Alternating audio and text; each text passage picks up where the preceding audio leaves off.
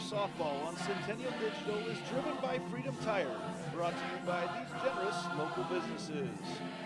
Part of Ankeny Animal Hospital, Cabaret Sports Bar and Grill, Ted Sandine Photography, the Ankeny Real Estate Group, U.S. Cellular, Made in the Shade, the Edward Jones Office of Kent Patterson, Smash My Trash, and Semro Family Vision.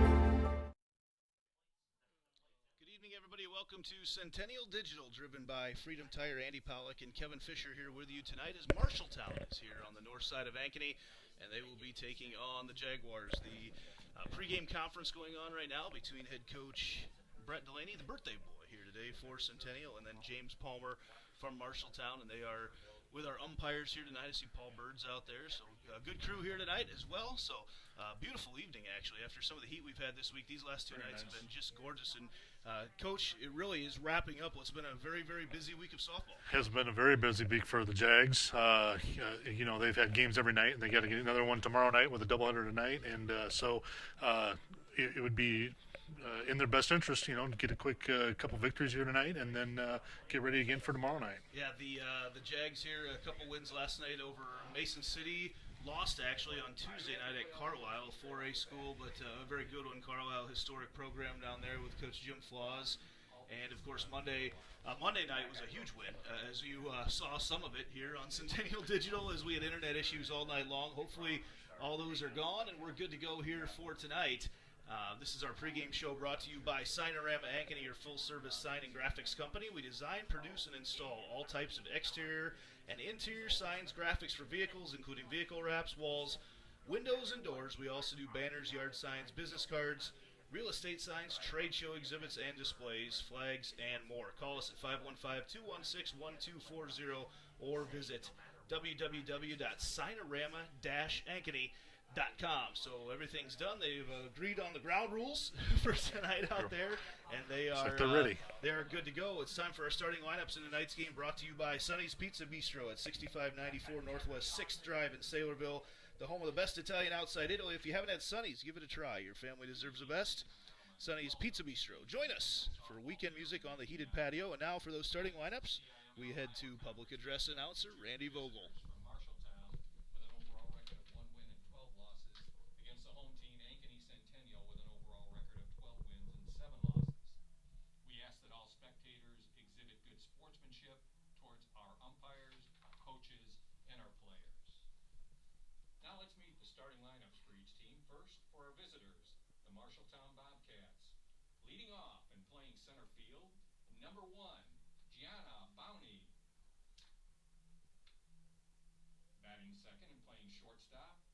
Number 16, Sophie Yonkin. In the third spot, the left fielder, number 22, Kennedy Belbin. Batting cleanup, the right fielder, number 3, Ava Augustine. Batting fifth and pitching, number 11, Avery Mull. In the sixth spot, the second baseman, number 4, Jaden Palmer. Batting seventh and playing first base, number 5, Lainey Danielson.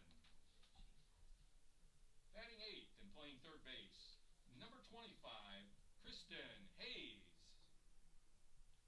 And in the ninth spot, the catcher, number 23, Ava Kusaro.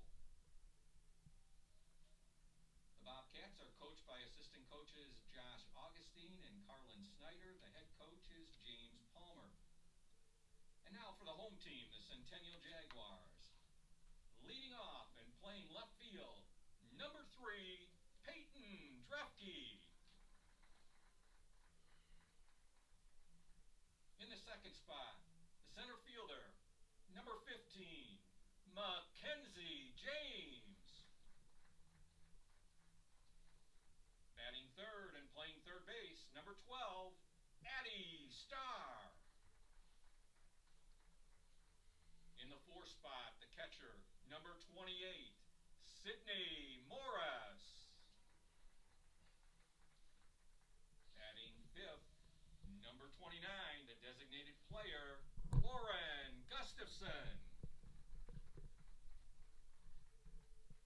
In the sixth spot, the right fielder, number 25, Jordan Kennedy.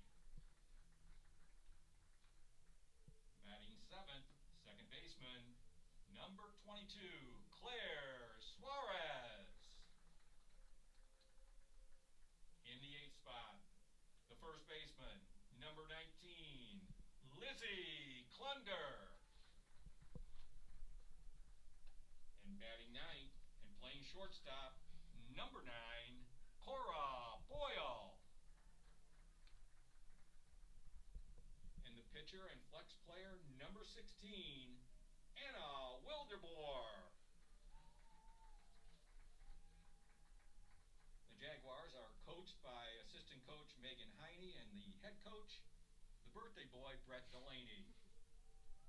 The umpires for tonight's game, Mr. Paul Bird and Mr. Corey Tigas. The anthem buddies for tonight's game are the 9 and under Gray, coached by Vaquez. Ladies and gentlemen,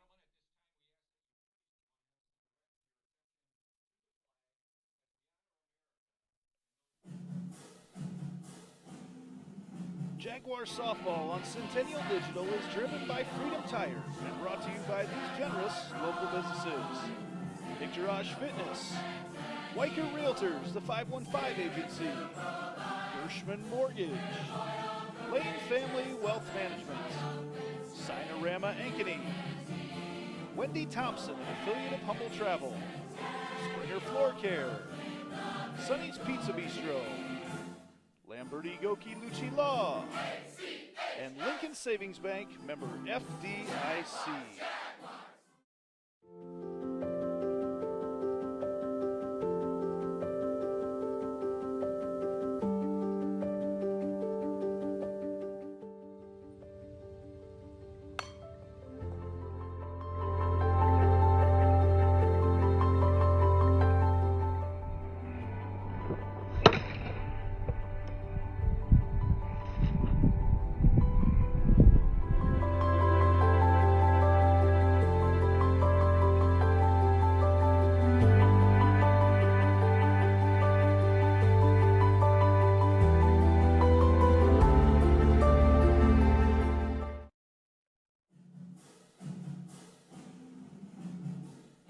Softball on Centennial Digital is driven by Freedom Tire and brought to you by these generous local businesses: Part of Ankeny Animal Hospital, Cabaret Sports Bar and Grill, Ted Sandine Photography, the Ankeny Real Estate Group, U.S. Cellular, Made at the Shade, the Edward Jones Office of Ken Patterson, Smash My Trash, and Sembro Family Vision. And welcome back to a beautiful night here on the north side of Ankeny. The Bobcats and the Jaguars tonight. If you've got the sound effect of a roaring cat tonight, would be the right time to play it, because we got a couple teams that have the cat as their mascot. Lauren Gustafson in the circle for the Jaguars here tonight. The lefty's been very good. She was our Lamberti Goki Lucci Law player of the game on Monday night in that win over Ames. She came in, pitched 6 innings, and got the win, did not give up an earned run. And that was a huge, huge, huge victory for the Jaguars in that one. So as Sydney Morris fires it down, the wind is blowing out tonight. Pretty much straight out to center field, left center field. So might see a few balls leave the park here tonight. Marshalltown comes up in their blue and red uniforms. The Bobcats, coached by James Palmer, has been around for a little bit there, and We've seen him over here several times. Around the infield for the Jaguars, Addison Starr at third. Is that Cora Boyle or is that Gustafson over at short tonight? That is Cora Boyle. Oh, yeah, Cora Boyle Boyle. got the start at shortstop. Lauren Solis will get a little bit of a break here tonight. And Claire Suarez at second. Lizzie Klunder, as always, at first base. Peyton Dreifke out in left field, Mckenzie James in center. And Jordan Kennedy out there in right field. So, quick 2-0 count to the batter, Gianna Boney.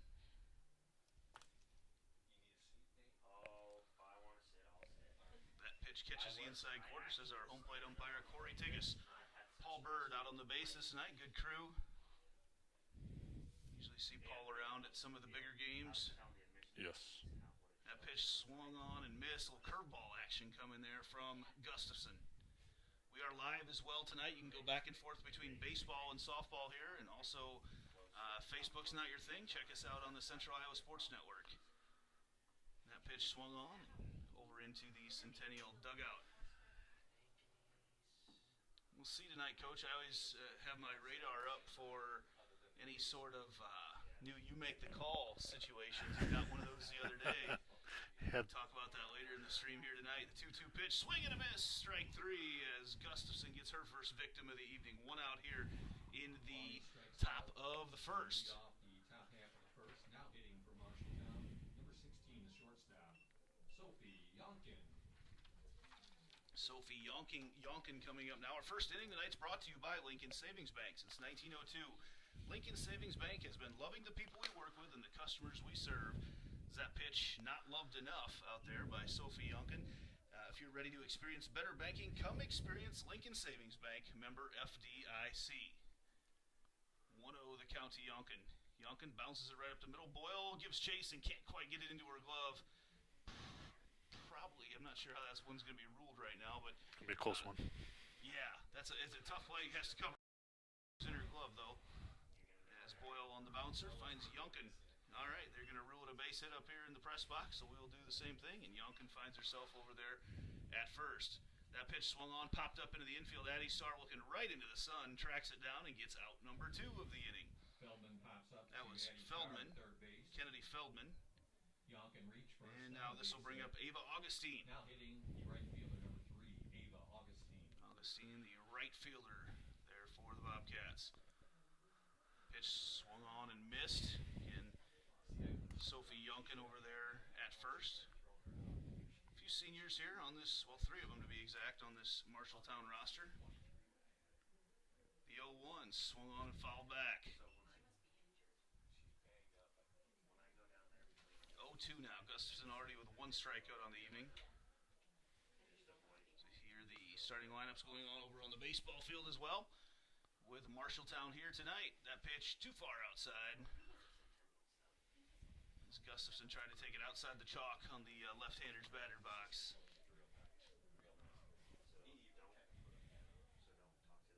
1-2. Swung on, lined right back up the middle, and that's going to be a base hit. As Yonkin is in there safe at second base. So a couple of hits here early on for the Bobcats. Moving Yonkin to second base with 2 out. Now hitting the pitcher, number 11, Avery Mull. This is Avery Mull, one of the seniors on the roster here. She'll be pitching tonight. 2 outs here in the top of the first. Just a couple not infield hits, but nothing really squared up on Gustafson. Couple hits. That's the weird part. You spend all your time working on, hitting the ball hard, all that. How many times in softball it's a little hit, it's a miss hit. Those are the ones Sometimes the soft ones are more become even more effective. Quick 2 strikes there from Gustafson to Mull. 0-2 count now. 2 outs. High pitch went. Really like how she's moving that one around. Took it upstairs on the 0-2. Of course, don't want to give him anything too good to hit. I apologize right now if we've got a monster bug on the outside of our press box, so I'm hoping that that does not find itself onto our screen at some point tonight. It's big, but not that big. Not as big as it will look on that. And that is strike 3, so Gustafson gets her second strikeout of the evening as well. So we'll move to the top or bottom of the first. Jaguars in the lead.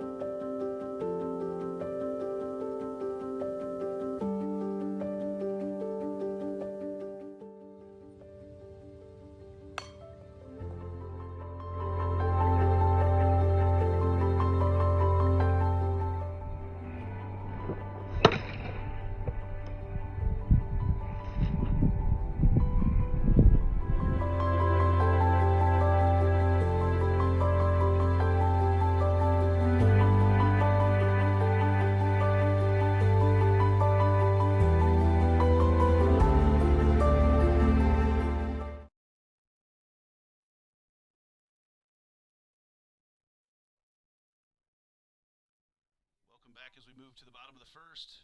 Jags and the Bobcats scoreless here on the north side of Ankeny. About 86, 87 degrees here tonight. The humidity is out of the air finally. It's just a really nice summer night in Iowa. Wind blowing out. Might see a few balls leave the park tonight. See, it's not as windy as it was earlier in the day, but yeah, certainly would much prefer as a hitter to have it at your back.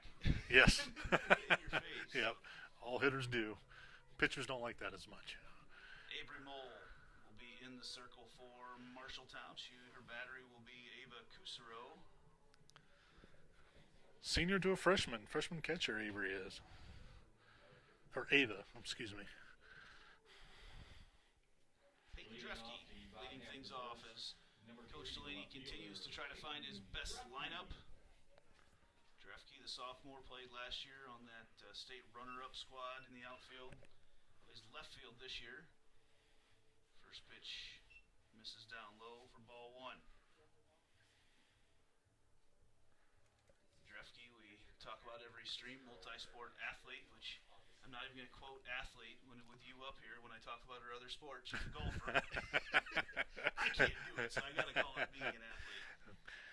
It's another good hand-eye coordination sport. That pitch curves in on the inside corner for strike one. 1-1 now the count from Mole to Dreifke.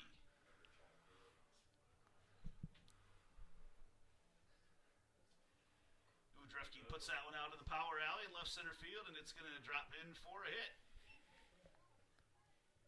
And there, Dreifke looking around, thought about trying to hit it too, but singles to left center field. Sit right there. So leadoff hit for Dreifke, and that's the Jags. We've seen them be pretty good at that the last several games, actually, getting that leadoff batter on. In fact, even in their loss to Carlisle, they got the leadoff batter on. Now it's the next step of being able to push him around. And right. Jags have become better at playing small ball, but we just always like to know if either that leadoff runner gets some consistent runs out of the deal. This is Mckenzie James stepping up to the plate right now. Another long-time starter here for the Jaguars. James, the center fielder, just a junior.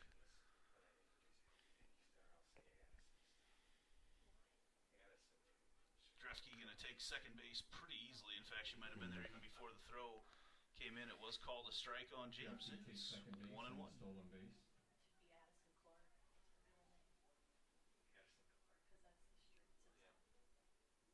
Here's the 1-1 in the dirt.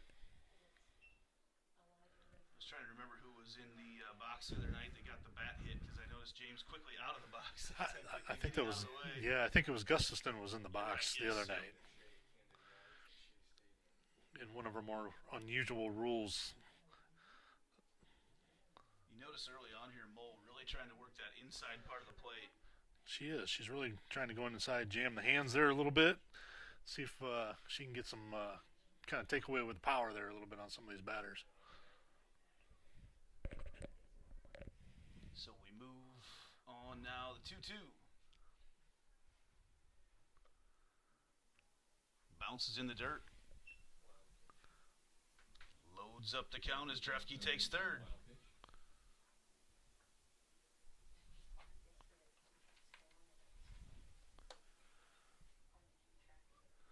Full count delivery now.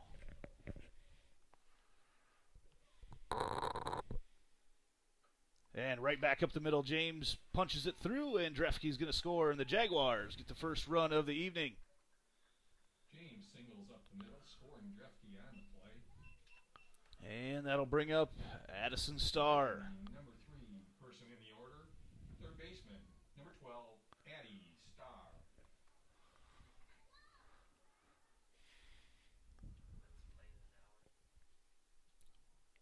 Starr goes to lay down a bunt. It's a perfect bunt as she motors down to first base, and she is out at first on the sacrifice. That's exactly what we're talking about, though. I mean, in this type of game, this is the exact time that you want to work on getting those bunts down, and that is exactly where you want to put that. It made it a tough throw, too, sitting right on that first base line. Yeah, she did. Addie laid down a really nice bunt there, moved the run over.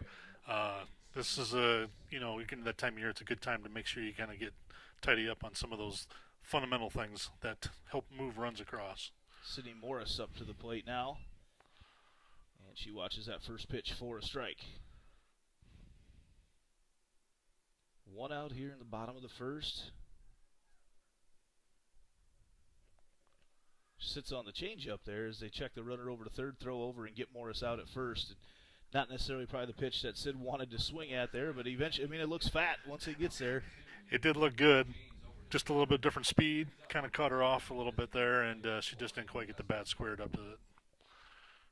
2 outs now here with Mckenzie James over on third, and that'll bring up Gus. Lauren Gustafson watches the first pitch outside for ball 1.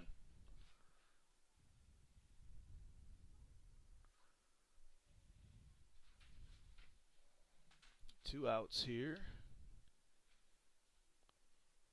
That pitch misses inside. Now 2-0 to Gus, and she's a hitter that you don't want to get too far behind, because if you've got a groove one to her, she's got some power to her. She does. We kind of talked about this the other night. She's, as a pitcher, she has more power than some others. And she watches that one inside as well. Again, Mole continues to work that inside. Really likes the inside corner quite a bit. Kind of working a little bit like a screwball, kind of working up in the hands there. 3-0. And Corey Tigas says that caught the inside part of the plate. Jordan Kennedy waiting on deck. Jags got a run so far here in the bottom of the first. 2 outs, 3-1 the count to Lauren Gustafson. Rifles that one out into right field, and that's fair. It's just inside the line, and she's going to be motoring around. Actually runs into the first baseman. Obstruction called, and she's coming all the way around to third and then goes back to second. And that would have been interesting to find out, because with that obstruction call, she gets second for sure, but they can also say that she could get to third, but she decided to go back. So. Right. The umpire could have made a determination there to move her down to third base, but I don't know. Yeah, it was interesting. It was in a gray area when it happened.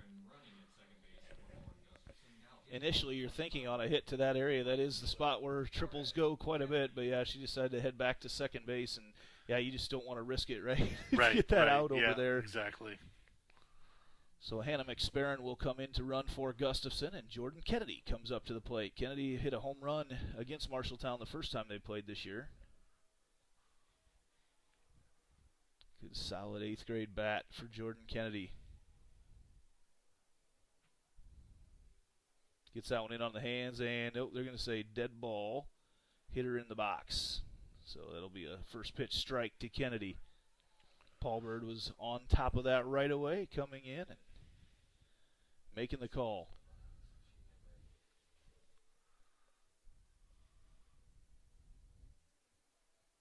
Outside they go, and kind of a drop change. Look, that's a really tough pitch to hit if you can control that one. We've seen the Fort Dodge pitchers master that pitch, but it's coming in. Looks like a fastball coming in around the neck and then just drops off the table. That one just even had a little curve to it. A lot of movement to that pitch from Avery Mole. 1-1 now the count to Kennedy. McSparron over on third. Kennedy pops that one up into the infield, and it is going to be caught over there at first base by, that is the one that we didn't have on the roster, right? Was Laney Danielson. Laney Danielson makes the play. She's listed as 32 on everything here. So we move to the top of the second here. Jaguars were able to get 2 here in the first. Bottom half of the first inning. Centennial comes up with 2 runs on 3 hits. There were no errors and 1 left. Don't forget to stick around after the game to find out who our Lamberti, Goki, and Lucci Law player of the game is. Your local attorneys and a team to fit your legal needs. Reach out to us at LGL Law, 515-964-8777, or online at ankenylaw.com. So we head to the second inning now. Also, Jen Pazusta with Made in Shade, Lane Family Wealth Management. We write code. Makinich Corporation, Suzanne Sprecher at And leading things off for Marshalltown will be Jaden Palmer. Academy Roofing, Nick Jarash Fitness, Subway Sandwiches, Semroll Family Vision, 2 for You LCC, and Backham Real Estate Team. Leading off, number 4, second baseman, Jaden Palmer. Top of the second here. Palmer leading things off. Gustafson still in the circle. First pitch misses a little bit low for ball 1. Thanks to our crew over there at the baseball game, keeping that game up here tonight as well. Try to get some score updates for those of you watching here. Looks like 0-0 there in the bottom of the first with an out. So beautiful picture there when. It's a Chamber of Commerce type night here on the north side of Ankeny. Just gorgeous out there. 1-1 the count right now. Gustafson to Palmer. That pitch swung on, popped up in the infield. Gustafson actually gets called off coming in there at the end. Claire Suarez. That's really good communication right there. Very good. A lot of smiles all around. Yeah, good communication there, Andy. And typically you don't really ever let your pitcher catch many balls. Usually you want your first and third baseman or any of your infield, as far as that is, come in and take over the play. A lot of times that's hard on a pitcher to try to make that recovery off the mound or off the rubber there sometimes. Well, and a lot of times as a pitcher you're also negotiating what's usually a pretty big hole in front of the rubber as well that you've got to get through. Exactly. So they move in right now with one out. That pitch right back up the middle. Gustafson can't quite track it down. And it almost, I don't think it was coming as hard as what she thought it was. Yeah, I think you're right. I think that just the speed of what it rolled came back to her just surprised her. That was a ruled as an infield hit. It's almost like it was a changeup coming back off her bat. You know? You're right. And this brings us up to Kristen Hayes. Hayes, the third baseman here tonight. Junior. With one out. Pitch misses outside for ball one. Big lead over there at first for Danielson. Might see Morris take a hack at. Trying to pick her off. Might be eyeballing down that direction here. It's a good time for a catcher and a first baseman to have some good eye contact communication there. Looks like there's an issue with the wristband there on Hayes. They get it figured out, and she takes a swing and does not get that one. Evens up the count at one apiece. We may tonight, depending on how soon these games go, we may have some guests up here calling the game in game number 2. And now some more issues. Jim Palmer wants to go over and talk to Hayes. They keep looking at the wristband over and over again. I'm wondering if he's wanting a bunt, and she has not shown that she's bunting up there right now. I think there was something on there, and either the wristband is not, they don't have the same ones on, or they're just missing the communication on the call there. Yeah, so we have a little rain delay here on the north side as we get things figured out. They move through it, and here we go, ready to go once again and bring Kristen Hayes back into the batter's box. 1-1 the count. So on, there she goes down, and nice throw, and the tag cannot quite be applied. There is in at second safe is Lainey Danielson. It was called a strike. And he's still thinking, I think he still wanted her to protect it a little bit. Now Danielson at second. 1-2 the count. Swung on and fouled back towards us.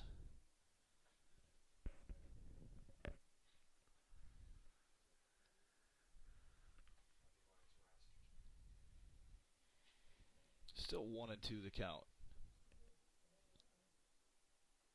Misses that one upstairs. 3 hits for Marshalltown here through 1 1/3 inning. Nothing huge, but just, you know, they're making contact right now. Yep. As I say that one goes fouled over there into their dugout.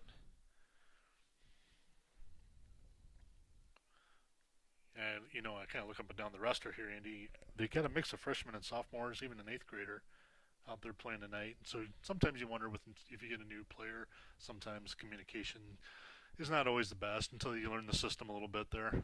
That pitch misses upstairs. Full count.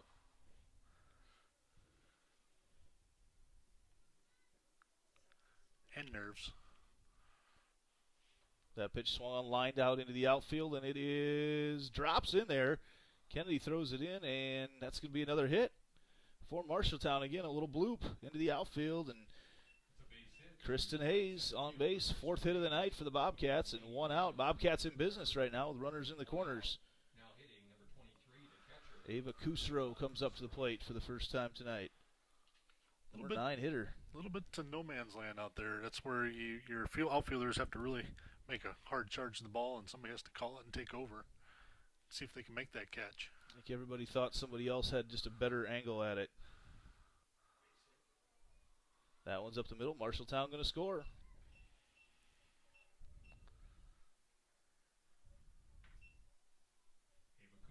Singles up the middle, scoring Laney Danielson with Marshalltown's first run. Kristen Hayes moves to second base.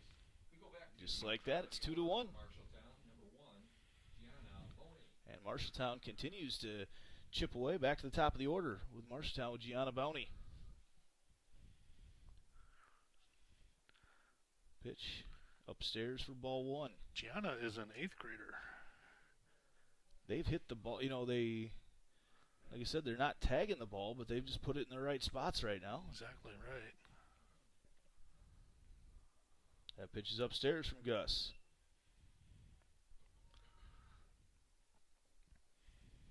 One out here in the top of the second. Jags and Bobcats.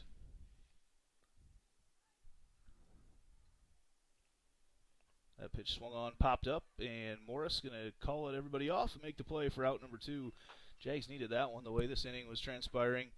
Get a cheap one there helps quite a bit. To Sydney Morris behind the plate for the second Marshalltown out. Now hitting number 16, the shortstop, Sophie Youngkin. 2 outs now in the top of the second. Youngkin up to bat now, swings on that one, fouls it back at the Anthem Buddies for the evening. This is 9U Gray for Ankeny Girls Softball Association. Something fun they do to get all the youngsters out there and feel what it's like to be out on the big field. That pitch upstairs from Gus. 1-1 the count, 2 outs.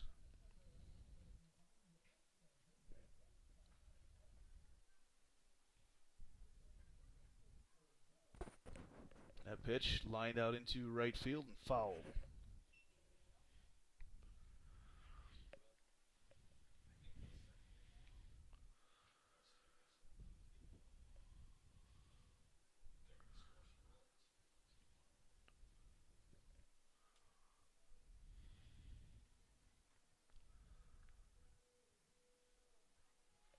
Pitch misses. Upstairs.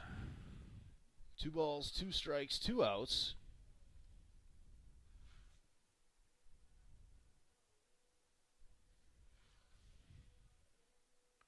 The pitch popped up and out of play.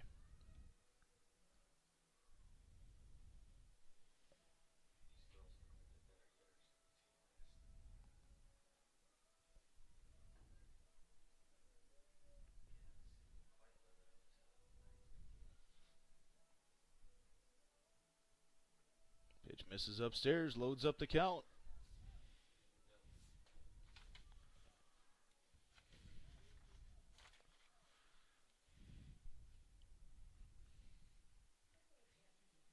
Full count now from Gustafson to Sophie Youngkin. Swung on a line into the outfield. Couple more runs going to come around to score. There's one more, actually just one more, but that ties it up here in the top of the second. That was the most squared up hit they've had so far. It was a very nice hit there by Youngkin out to left center. This will bring up Kennedy Feldman. Pitch called on the outside corner for strike 1. Marshalltown has hit the ball very well here tonight. Gustafson has been very good this year, and they've put the ball in play against her. Ball's upstairs. Couple runners out there on the bases, second and third in scoring position.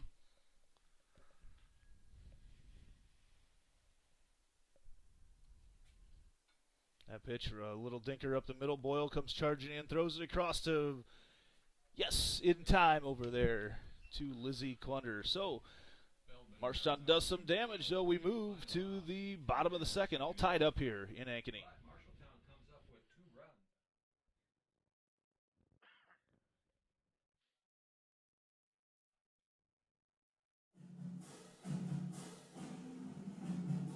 Jaguars Jaguar softball on Centennial Digital is driven by Freedom Tire and brought to you by these generous local businesses. Part of Ankeny Animal Hospital, Cabaret Sports Bar and Grill, Ted Sandine Photography, the Ankeny Real Estate Group, U.S. Cellular, Made at the Shade, the Edward Jones Office of Kent Patterson, Smash My Trash, and Semro Family Vision.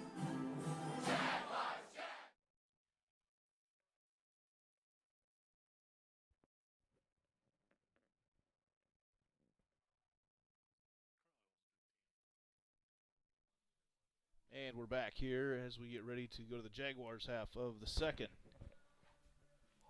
Marshalltown has put up 6 hits so far tonight. They've come out fired up.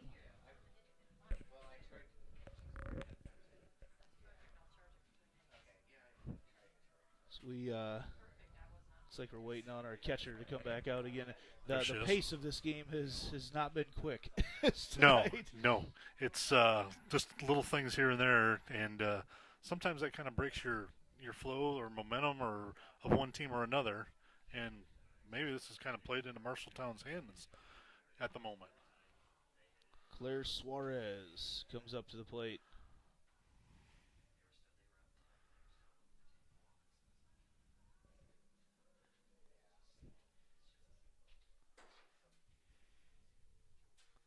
Leading off the bottom half of the second for the Jags, number 22, the second baseman, Claire Suarez.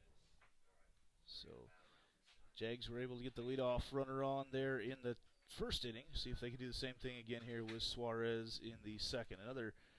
We're discussing something else here. We just can't get this game to get moving really at all. Not sure if they had another substitution there that I didn't see or what, but looks like we're heading out there. Avery Mole ready to pitch some more. I think we're ready to go now. Usually I'm hurrying to get those commercials running. We're back and starting right away. She's got something hanging off. There's that towel on the back is. Towel. I know in baseball they don't usually allow that, do they? But that's at all. Yeah, it's definitely caught my eye. 1-0 the count. Suarez puts it over there to third, fired across the infield and over the head and safe at first on the throwing error out there by Kristen Hayes over at third base. And that'll bring up Lizzie Klunder. So again, the Jaguars continue to get, by any means possible, getting that leadoff runner on.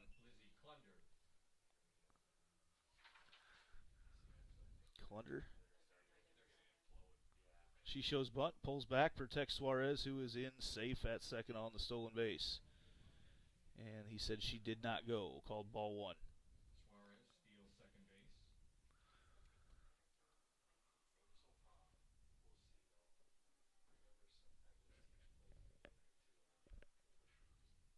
1-0 the count.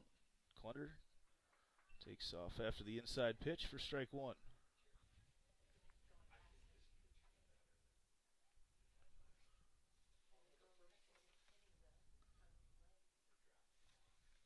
That pitch in the dirt. Low changeup for ball 2. Klunder, again, one of those hitters that has some power to give it a jolt. She does, and I think one of the things that she's trying to continue to work on is her consistency at the plate. Chops that one right back. Bull picks it up, throws over to first for the out, but it does move the runner on and brings up Cora Boyle. Grounds out to the pitcher, moving Suarez over to third. Now hitting number 9, shortstop Cora Boyle. So Boyle steps up right now. 1 out here in the bottom of the first, and another discussion of something. What do we have to do now? Earlier during warm-ups, one of the Marshalltown players caught a fly ball on the head there actually, and I think they're giving her an examination now. I got just to make sure she doesn't have a concussion. Inside pitch there to Boyle. And interesting. I don't know if a trainer just got here right now, or it's a weird time to stop play to move him in. But yeah. pitch is upstairs to Boyle.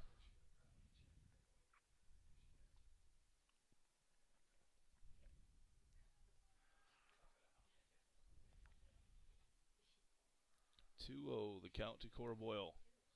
Change up, misses outside. I like her delivery on that change. Oh, the ball gets away, and here comes Suarez. There's going to be a play at the plate, and Suarez is safe at home. You know, and over the last 2 nights, I think I've seen more missed throws back to the pitcher than I've seen in the last 2 seasons combined. There's certain times, you know, during the course of a game, you got to keep your focus, and that's for either team. You know, little things like that where you push a run across just unnecessarily, you know, it hurts you in the long run. So Boyle on the 3-0 count without nobody on. Trying to become kind of the leadoff batter here with Peyton Dreifke, the original leadoff batter, ready to go in the circle. Pitches inside. Boyle might have to swipe an extra base out of this right now. She does not. And that brings up Peyton Dreifke, who's been hitting the ball very, very well this week. And she always has been a good hitter, but this week in particular, Peyton Dreifke's on fire. She has. She's just had a really solid bat all week long. And now she's got Cora Boyle on first. That pitch is outside for ball 1. And as a leadoff hitter, that is exactly what you want. You want somebody with hot bat. It's going to get there out in the bases for you. And let's see if you can get some run production every time. Pitch catches the inside corner, evens up the count, 1 apiece. 1 out here in the bottom of the 2nd. Jags trying to put together a big inning here. Mole goes in on the hands, gets her with a strike. It's almost a defensive swing as that pitch is coming in. Yeah, it does. It does. She really gets it coming in on the hands, and almost by the time it gets to you, you realize it's a lot closer than you want it to be. There, Dreifke, just foul down the left field line. Got around on that one. And again, as they continue to play on that inside half of the plate, that's where a lot of those balls are going to head to. One thing about Mullen, watching the game from back here, is there's a lot of natural movement on her pitch. She's not overpowering by any means, but she's got good placement. There's a lot of natural movement on her throws. Yeah, definitely. You know, you keep moving that ball around. You don't have to be super fast, but if you can place it and move it around, you can be effective. Nice play there in the outfield. For the out, nice play out there by Gianna Boney. Dreifke on the flyout makes out number 2. And Mac James back up.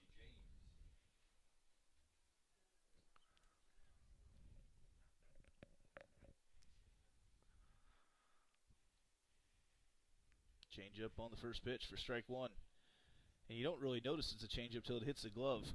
I think from our vantage point right now, it looks like it's coming in pretty quick, and then it just takes a little extra half a second to get there to the mitt. 0-1.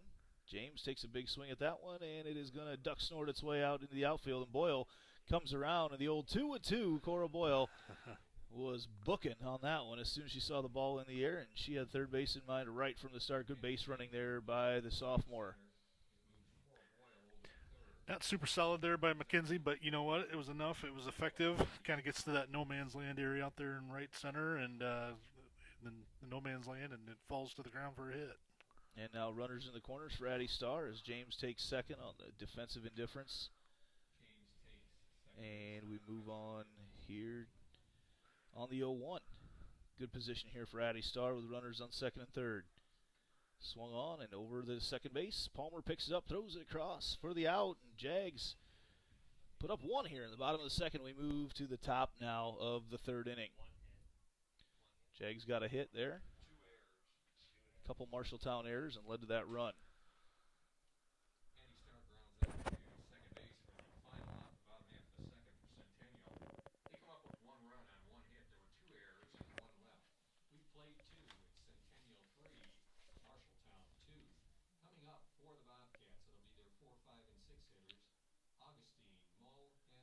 As we move to the 3rd inning, it's a good time to tell you about the Ankeny Real Estate Group. Visit their website at www.liveankeny.com and see their 3 ways to sell your home in Ankeny. That's www.liveankeny.com. Thanks as always to Michael and Colin for their support of so many activities in Ankeny. Michael Heider, Colin Pansy, the Ankeny Real Estate Group, huge supporters really from the start here with what we're doing on Centennial Digital. And I tell you what, I've played around on their website a little bit. Very interesting. If you have a chance to go out and see, they highlight a lot of what's going on around Ankeny on their website. Obviously, those guys are very good at selling and helping people buy your dream homes, but their website, liveankeny.com, has been a very good resource to find out what's going on, and they're excellent at their social media as well. Ava Augustine up to bat for Marshalltown. Lined over, and a great play by Addison Starr. She grabs it out of the dirt for out number one. Great snag by Addie Starr over there on third base. Great job. Now hitting the pitcher, number 11, Avery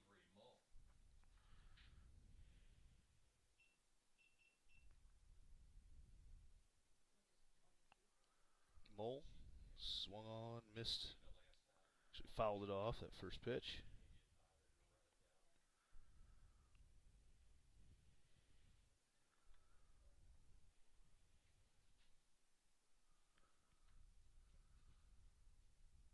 Upstairs there from Gustafson. 1 ball, 1 strike, 1 out here in the top of the third. Getting that first out there was big. Changes a little strategy the rest of the inning. Pitch swung on, and looking a little bit uncomfortable there was Mole, as she decided quite late she was going to swing at that pitch. Late. Gustafson got her on a strikeout the first time around. That pitch right at us. There we go. Heard the thunk.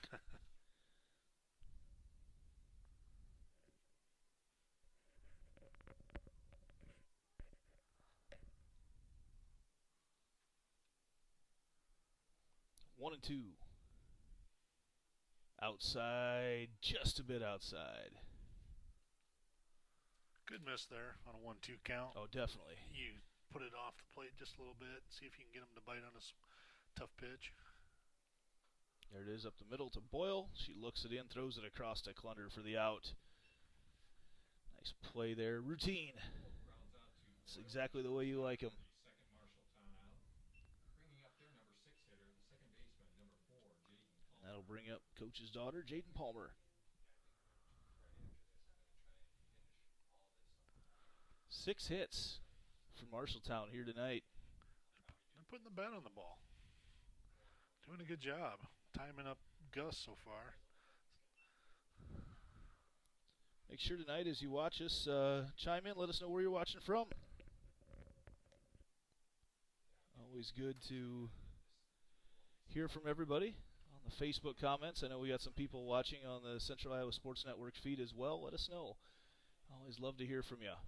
And again, if you're watching softball, go ahead and check out the baseball score as well. You can see right now that it looks like we got a 0-0 game there as that ball's popped up, and Suarez calls everybody off, makes the play for out number 3, and we will move to the bottom of the third. Jags trying to do some damage here to the Bobcats. Second base for the final out.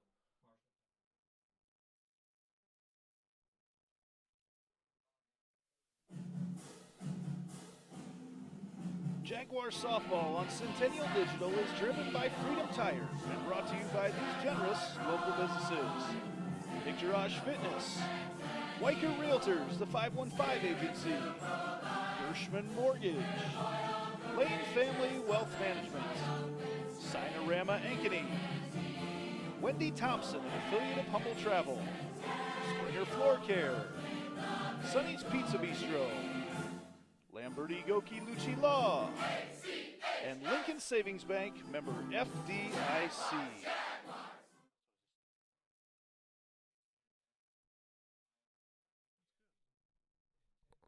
Welcome back here to Centennial Digital, driven by Freedom Tire, Andy Pollock, Kevin Fisher. A couple of guys who have watched a lot of softball games. Yes, we have. Over the years, and this year as well. A lot of softball. So Kevin's daughter Maggie was a pitcher here, now up at Morningside, so you get to travel over the Midwest. Yes. Watch some NAIA softball up there. And what have you noticed so far, Kevin? I know there's a lot of young ladies from the north side of Ankeny, well, Ankeny in general, that have aspirations of playing college ball. What have you noticed? Obviously, the grind is a little bit different because you're traveling during the week, you're playing during the school year, but what have been some of the biggest differences as Maggie's been in the college game this year. I think it's still funny. It still boils down to a lot of the fundamentals. You watch players and the fundamentals they do, whether they're a batter or a pitcher or just a good defender, and the way they go about it, and they do the same thing over and over again, and it's not like they're reinventing the wheel. I think they've just honed it a little bit more than maybe some of the high school girls on an average basis. But that's what I see a lot of as I watch games at the college level. I would say it's also not nearly as forgiving as some of your in general as some of your games, and a pitch, you lose a pitcher right there, an error like that. Yes. We'll see if the Jags can make Marshalltown pay for that, but something like that happens in college, and you can't dwell on it because the very next one could become even hotter. Right. You can't, and you don't rely on those things to happen as much. They do happen. It's not like they don't happen. We see it all the way up through the professional level, but it gets narrowed down a lot more at the college level. You don't. Those infielders make those plays, and they make some incredible plays sometimes too when you think you've got a hit. So McKenna Vallejo comes in to run for Morris, the courtesy runner situation. It's catcher.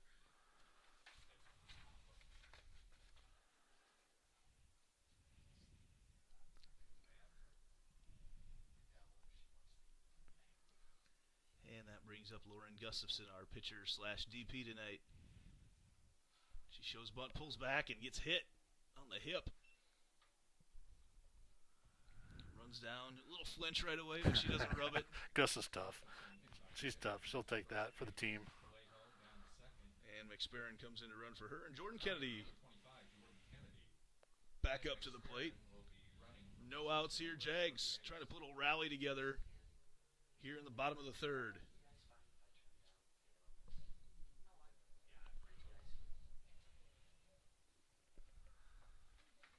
So runners on first and second for Kennedy.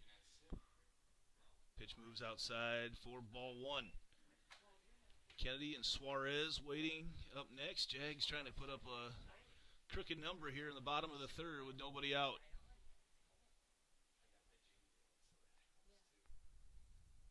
That pitch misses outside on the changeup. If that changeup comes in anymore, we will probably not see that softball the rest of the night. 2-0 now, the count to Kennedy. Fastball inside corner. Loves that spot, and that's tough as a hitter, too.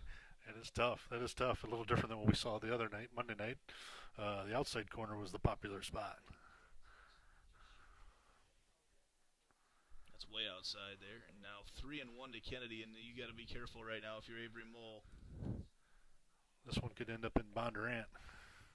Yeah, it'll get up in the air into that jet stream. Let the breeze take it. Here's a 3-1 to Kennedy. Nope. Right at the knees. That's that's as good as 3-1 pitches you'll see. It's borderline. I'd call it a very aggressive 3-1 pitch. It was a good pitch by Mole. Full count now to Kennedy. Pitch misses upstairs. Loads up the bases for Claire Suarez. Kennedy is walked to load up the bases with nobody out. Now hitting number 22, Claire. Well, I'd like to see Lizzie Clunder get some confidence back and get her up here with a few base runners on too. Yeah, the Jaguars, they kind of, we've gone through some lulls at times with their hitting, and you get to the second part of the season, you want to start to get a little more consistency on hitting. Oh. Here comes Vallejo, and she'll get there without a throw.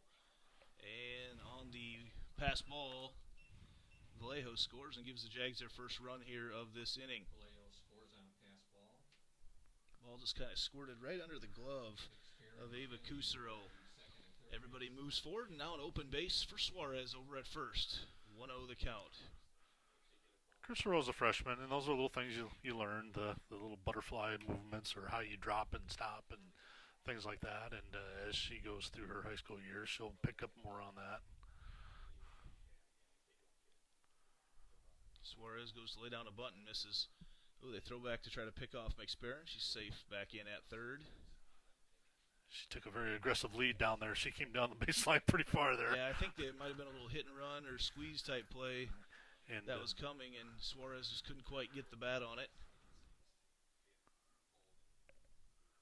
The 1-1. Off-speed pitch, more of a change-up or a curveball type look to that. Yeah, she's got good movement on it, and it's very deceiving. Kudos to her. It's a good pitch. That pitch, nice piece of hitting right there by Claire Suarez. McSparron comes in to score. Also coming in to score is Kennedy, and that's exactly the situational type hitting that the Jags have been working on, and Suarez puts it in the perfect spot. Exactly right, Andy. You know, those are things where you get those runners out there. You got to become more effective in pushing them across. Very timely hitting there by Claire Suarez. So the Jags move into crooked number territory here in the third,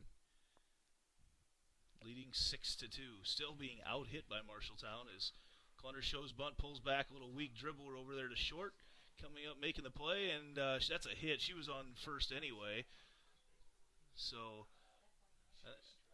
I think Clunder actually had it beat out already. Yeah. It was very close. It's going to be real close. Either way, Clunder reaches first base on the throw from short. they are going to call it an error. Now hitting number And then Suarez gets to move on to another base, and Cora Boyle comes up to the plate, and the Jags are back to the top of the order after this. Off-speed pitch to Boyle for strike one. 4 errors for Marshalltown here. A couple of them have led to a lot of runs. That's where several of the Jags runs have come from to this point. If they wouldn't have put those errors up, it'd be a lot closer. Boyle, nice piece of hitting right back up the middle. There's one run. Clunder going to stay there at second base. Another run comes in. Nice hit for Boyle, making it 7-2. Still nobody out here in the bottom of the third. Go back to the top of the order, number 3, Peyton Dreifke. And the Jags in a good spot here.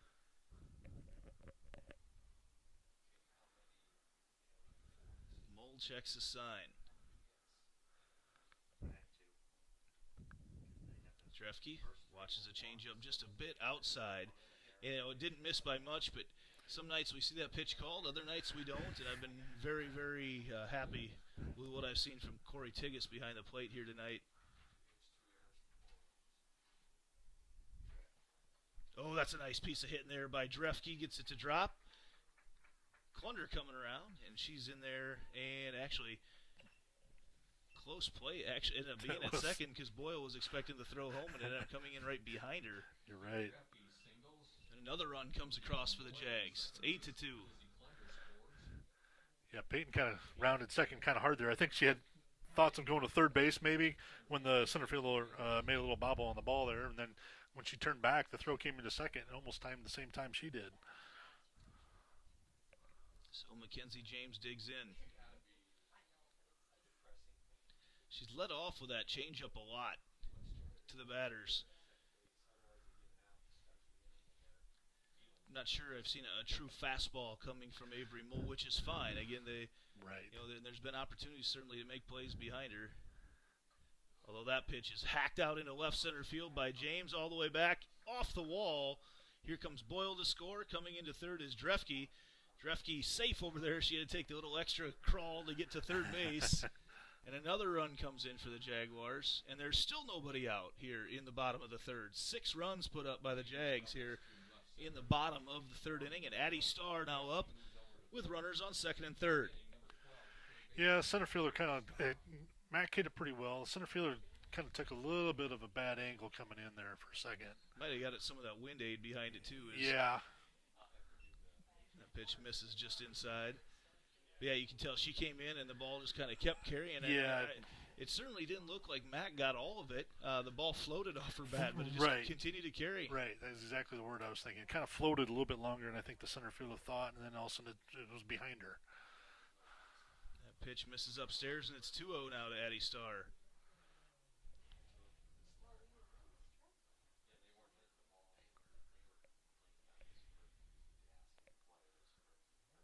Nine to 2, Jags in the lead right now.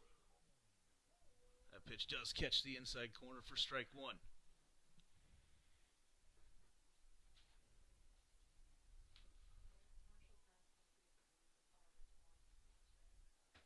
Here's a pitch, Starr. Inside corner, strike two. Evens up the count, 2 balls, 2 strikes.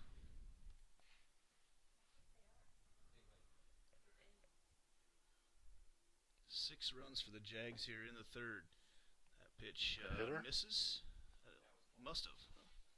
Oh, yep, hit her foot. Dead ball. And loads up the bases now for Sid Morris. Oh, wait, now they're going to call her back. Did she says it hit her. Umpires come together, said it didn't. Huh. Now we're going to wait for discussion to see. The ball ricocheted back towards the field. So now they call Starr back in, so she will bat with a full count. Must have had some backspin on that.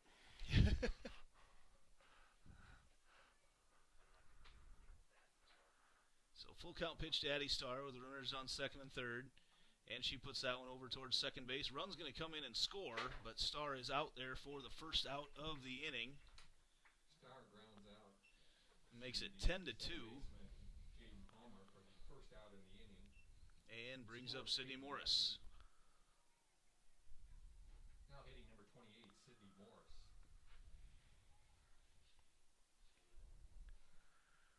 We're able to move a runner over to third. Morris watches that first pitch change up for a strike.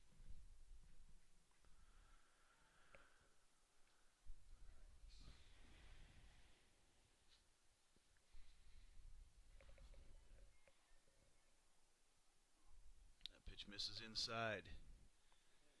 Jags have, what do we have them for? 5 hits this inning? That's what I was just Somewhere trying to around run there, 5 down. hits and a couple errors. I think there's a couple errors there. Actually, it might only been 4 hits.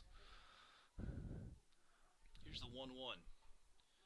Off the handle, Morris booking over to first base. The run scores. She is out at first, though. Jags get another one. And now that brings up Lauren Gustafson. The Jags will try to get things started once again, leading 11-2. Now hitting number 29, designated 4-3. Lauren Gustafson.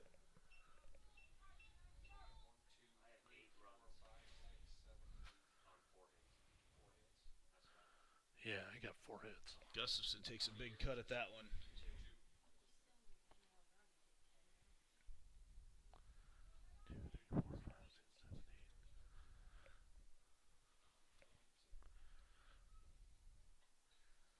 Gustafson over to short. She's going to hustle down to first, and she is safe over there on the error. Now Jordan Kennedy comes up to the plate. Gustafson reaches first on the error at shortstop. And McSperrin comes in to run. Hannah McSperrin is running for Lauren. Now hitting number 25, right fielder Jordan Kennedy. Kennedy steps up. Are you looking for something back there? Yeah. Might be there. Let's see. Oh, okay, that's a lot. Gotcha. Yes, sir. Kennedy watches that pitch. McSperrin, though, steals another base in safe at second. So now she's in scoring position. Of course, we are getting close to mercy rule territory here, which in high school softball is 12 runs after 3.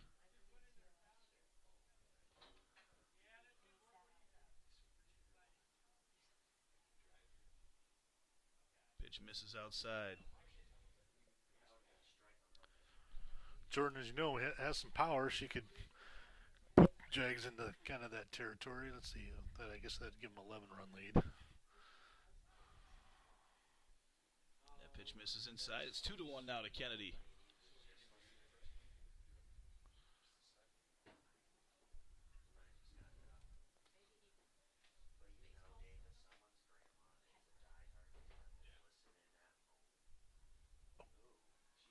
And then Kennedy gets hit.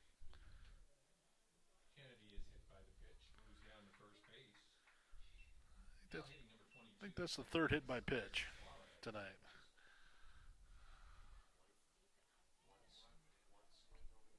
Suarez steps up here. 2 outs.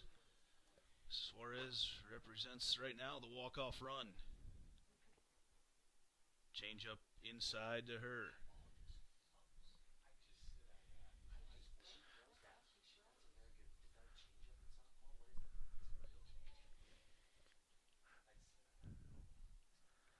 Suarez pitch inside corner, strike 1. 2 outs here. The Jags are working on an 8-run inning. If they can make an 11-run inning, this ball game's over. McSperrin on second, Kennedy on first. That pitch is in the dirt, And they will move forward. 2-1 now, the count to Suarez. Ankeny Real Estate Group getting their money's worth here in the third inning. 2-1 the count. In the dirt as well. Squirts away. Here comes McSparron to score. And the Jags will play on right now because it's got to be 10 runs after 5 innings. Kennedy standing on third. Suarez now with a 3-1 count.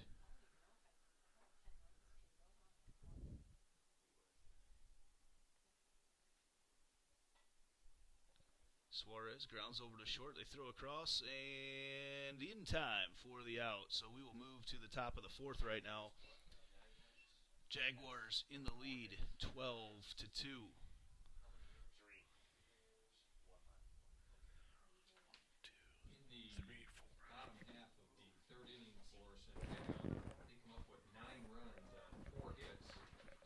Marshalltown errors and 1 left on base.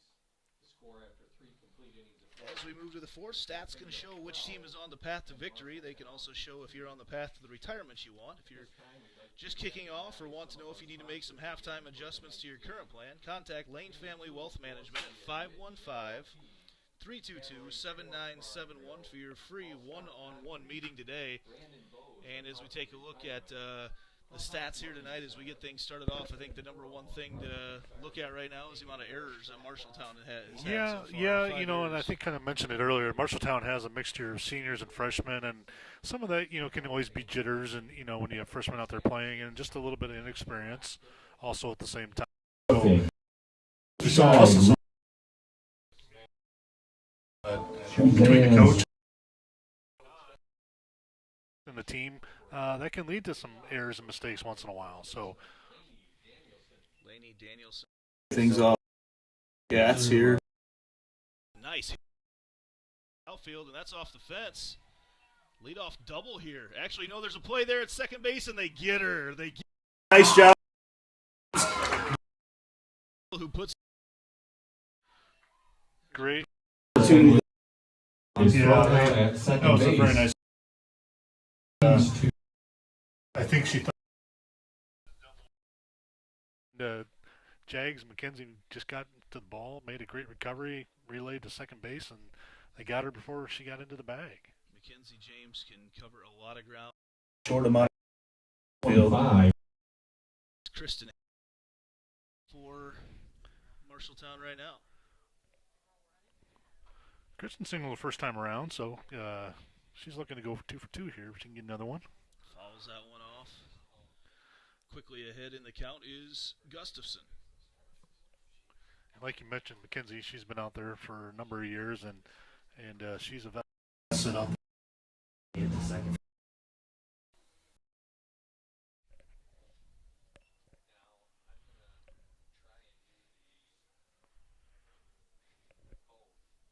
One and two the count right now. Pitch misses upstairs, evens things up 2 apiece. 1 out here in Top of the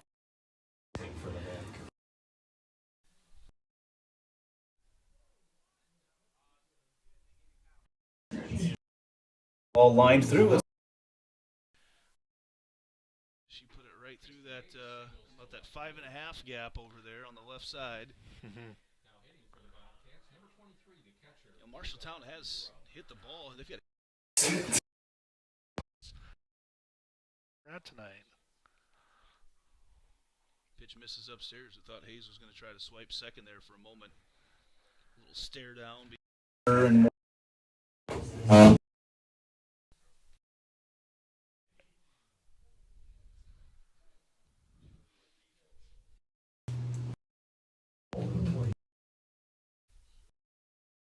Popped over there into the glove of Claire Suarez out there.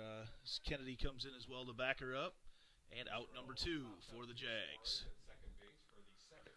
Good coverage there by Claire. A lot of times that ball gets base, and sometimes your second baseman is just go get it right away, which Claire did, and covered it pretty easily. Back to the top of the order with Gianna Bounty. Pitch fouled off for strike one. It'll be about a half hour in between games here. This is the first of our doubleheader here tonight. I'm sure these girls on a night like tonight in the summertime will better Doing them now. one sitting the top of the fourth. Jags up by 10. If they can score a couple more here in the bottom of the fourth, this Over that pitch. There's ball one.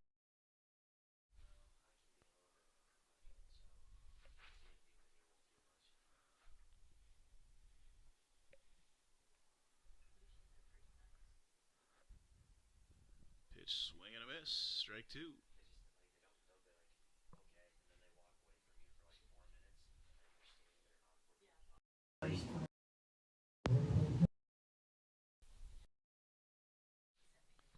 Looks like over at the baseball game, the Jags are maybe 5-0. I can't quite tell. Another base hit as it comes through. Actually, Kennedy throws it in and gets it first. Jordan Kennedy from a hit. And man, she put that right on the money. Not uncommon. In soft. It's not happening that often. So we will move to the bottom of the fifth. Jags going to try to end it here shortly.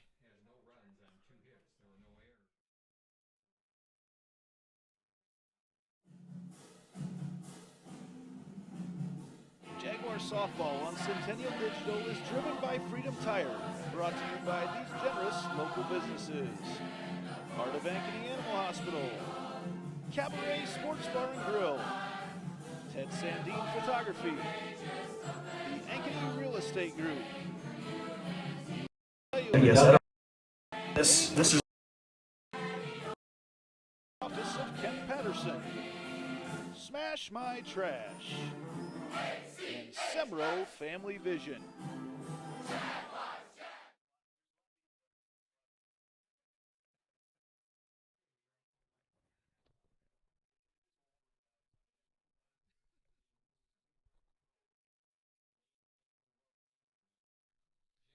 Welcome back here to the bottom of the fifth. Jaguars in control, 12-2.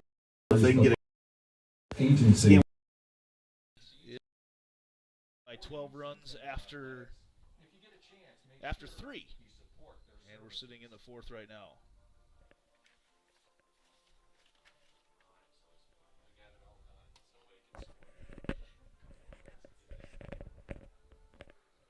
Jags, looks like Malia Sam gonna start things off here for the Jags. might be her. She's coming.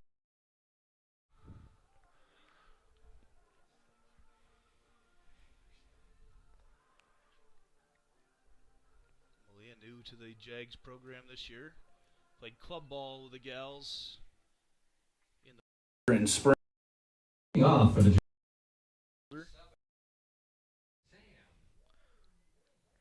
bottom of the fourth inning here, 12-2. Jags.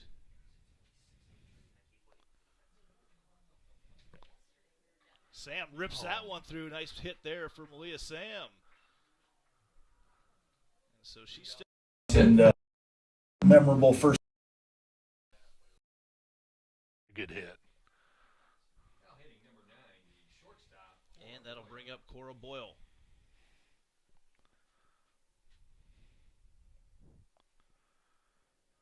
Boyle now represents the walk-off run, and then back to the top of the order with Dreifke after that. Inside corner, strike one. We'll have about a half hour in between games here and reload everything. The new chalk on the field, charge our batteries. Maybe grab a hot dog as Boyle watches that one. Although I found it's impossible because our only time that we can go over, we start sending people in shifts. 'Cause the only time I can go over there and grab a hot dog is when everybody else is going over as well. Yeah. 5 people. Middle, and she sneaks it up through. She's had a nice night hitting the ball, hasn't she? She has, you know. They said last For two. two. The she's certainly got a bat that could end this one. She's got a couple singles tonight herself. That one hits Dreifke. Moves the runners on. All right. And now Mckenzie James will try to be the one that ends it with Sam on third, Boyle on second, and now Dreifke at first. And if the Jags can get a couple runs here, this one's over, and we'll take our break.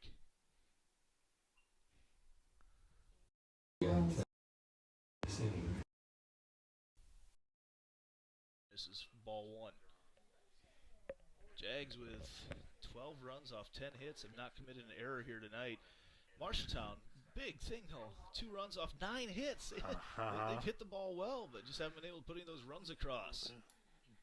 Yeah, and then you look at that error, 5 errors on the other at the end of the score. There, and then see where the run 2-0 the count right now to James. Some person's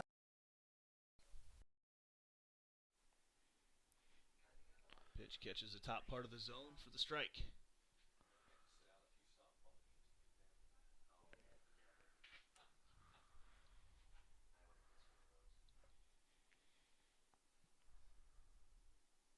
Change up, drops into the zone. Wait on that thing forever.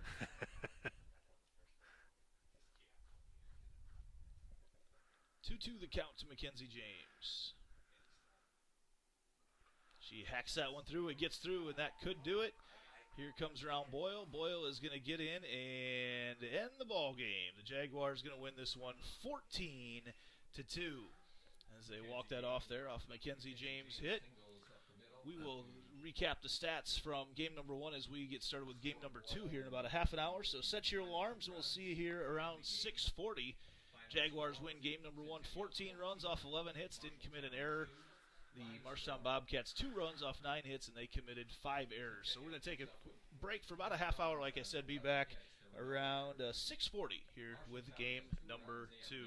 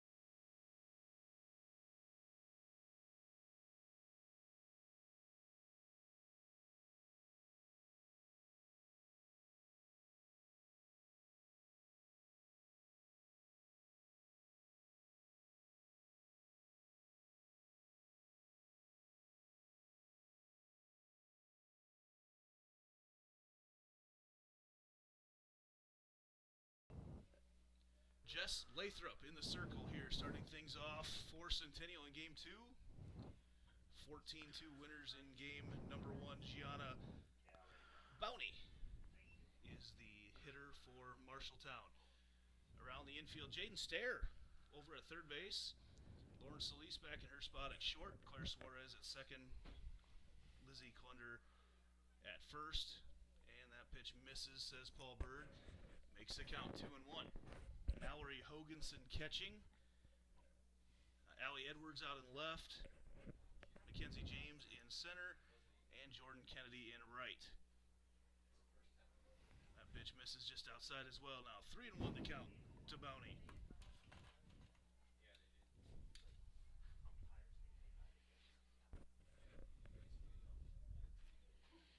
3-1 delivery from Lathrop, and she swings at it. Lathrop's another one of those pitchers that crafty is probably the best way to describe it. Certainly not an overpowering fastball, but she has a lot of movement and spins it very well coming out of the circle, the sophomore for the Jaguars. She's effective with her locations. That pitch misses outside, and they check around, and that's 4 balls. So Bowney flies her way to first. To lead off the first inning. Now hitting number 16, the shortstop, Sophie Young. And that'll bring up Sophie Yonkin. Certainly no lack of hits for Marshalltown in the first game. They had 8 of them or more. No, they had, like that, I think they had 9 or 10 hits, or 12 or so, 12, 13 hits. That pitch up the middle, maybe no, it just spun off a little weird.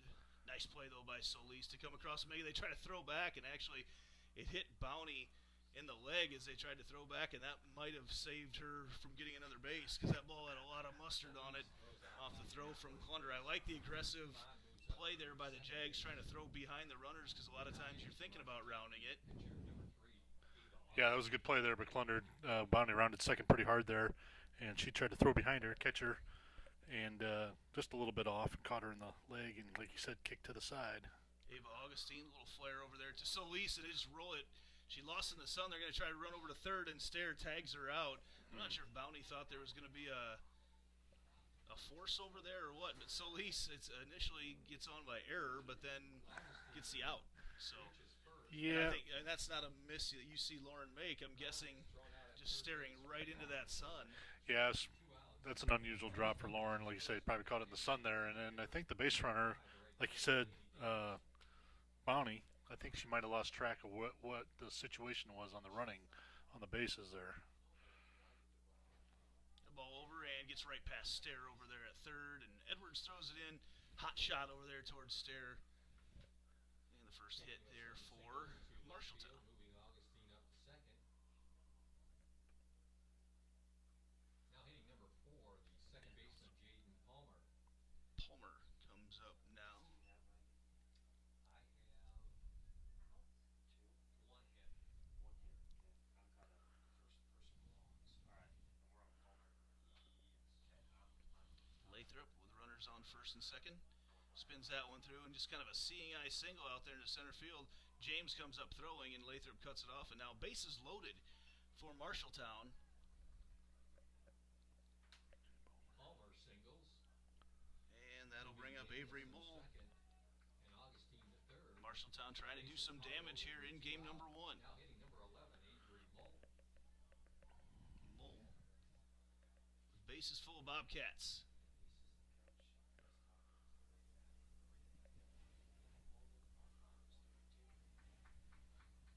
First pitch for Lathrop catches the outside corner for strike 1.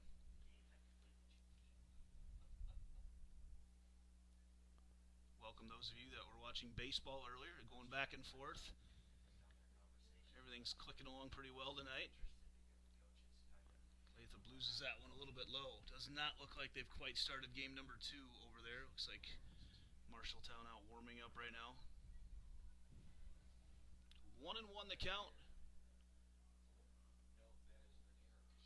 Nice pitch there by Lathrop. Got Mole swinging.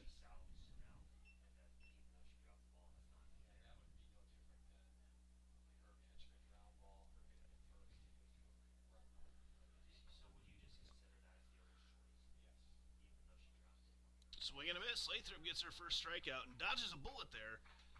As we will move now to the bottom of the first, the Jaguars first time in the bats here in game number 2.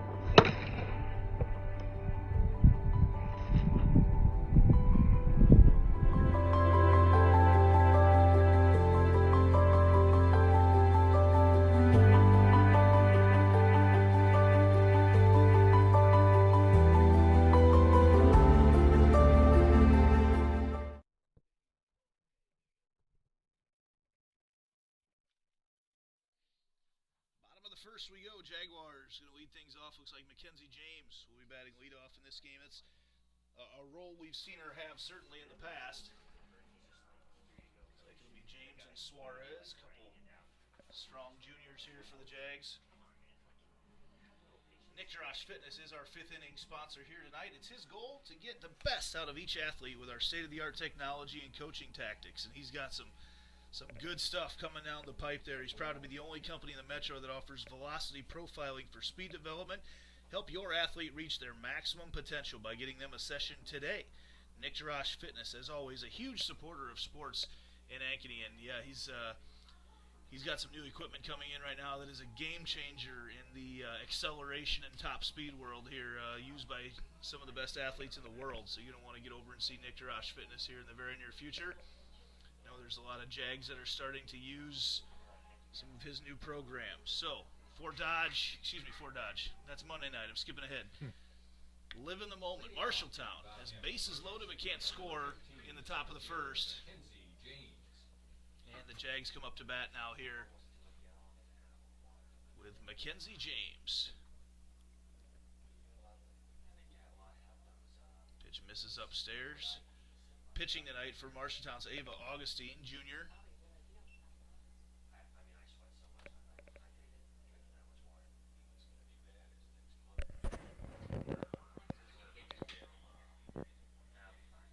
Pitch is a strike at the knees, says home plate umpire Paul Bird. I was waiting for the call. I thought it was a strike. It just took a little while. Looked like a good pitch.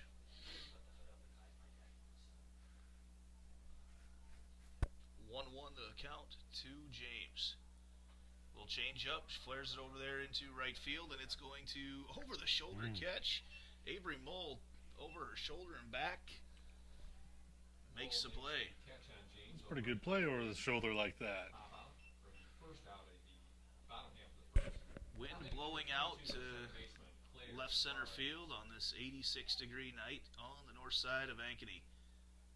Quick game number 1, and then a quick break in between caught us napping as we were down Run for Mayor and having our conversations.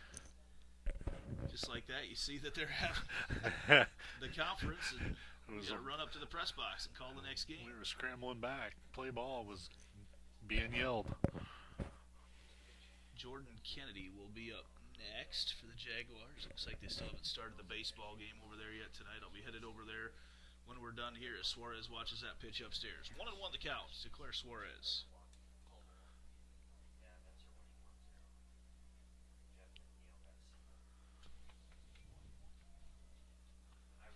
Augustine looks in, catches the inside corner with that pitch.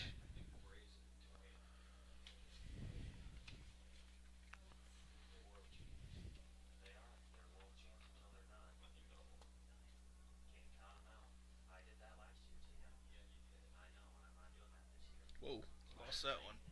Oops. Big smile from Augustine. Once in a while, a pitcher hangs on to it just a hair too long. Gets away from him a little Isn't bit there. Isn't it crazy, too? I mean, you can practice your craft thousands upon thousands of times and still have something like that happen. Yeah, I've watched a lot of the College World Series, and you'd be amazed even at that level how that it pops up once in a while with those ladies. That pitch misses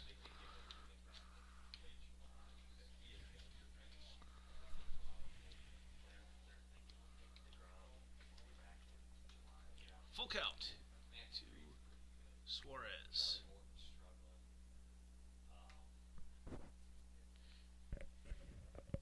In the dirt, Suarez takes a base, and that'll bring up Jordan Kennedy.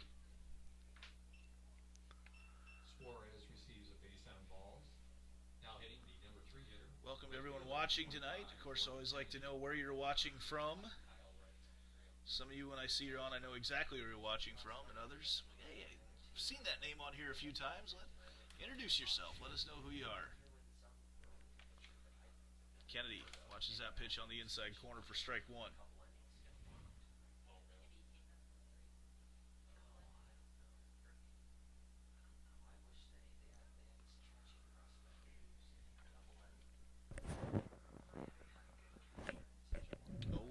Count to Jordan Kennedy.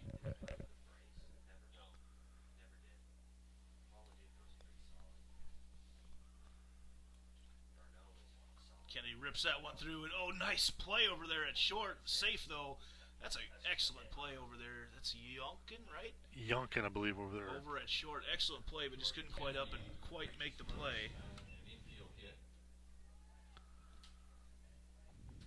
Kennedy gets the infield hit, and that'll bring up Lauren Solis. Lauren got a break in the first game here tonight. Cora Boyle did a nice job as her replacement. 2 for 2 in the batting order, and now Lauren, who's swung a hot bat so far this season's up as well, and she takes that one way inside for ball 1.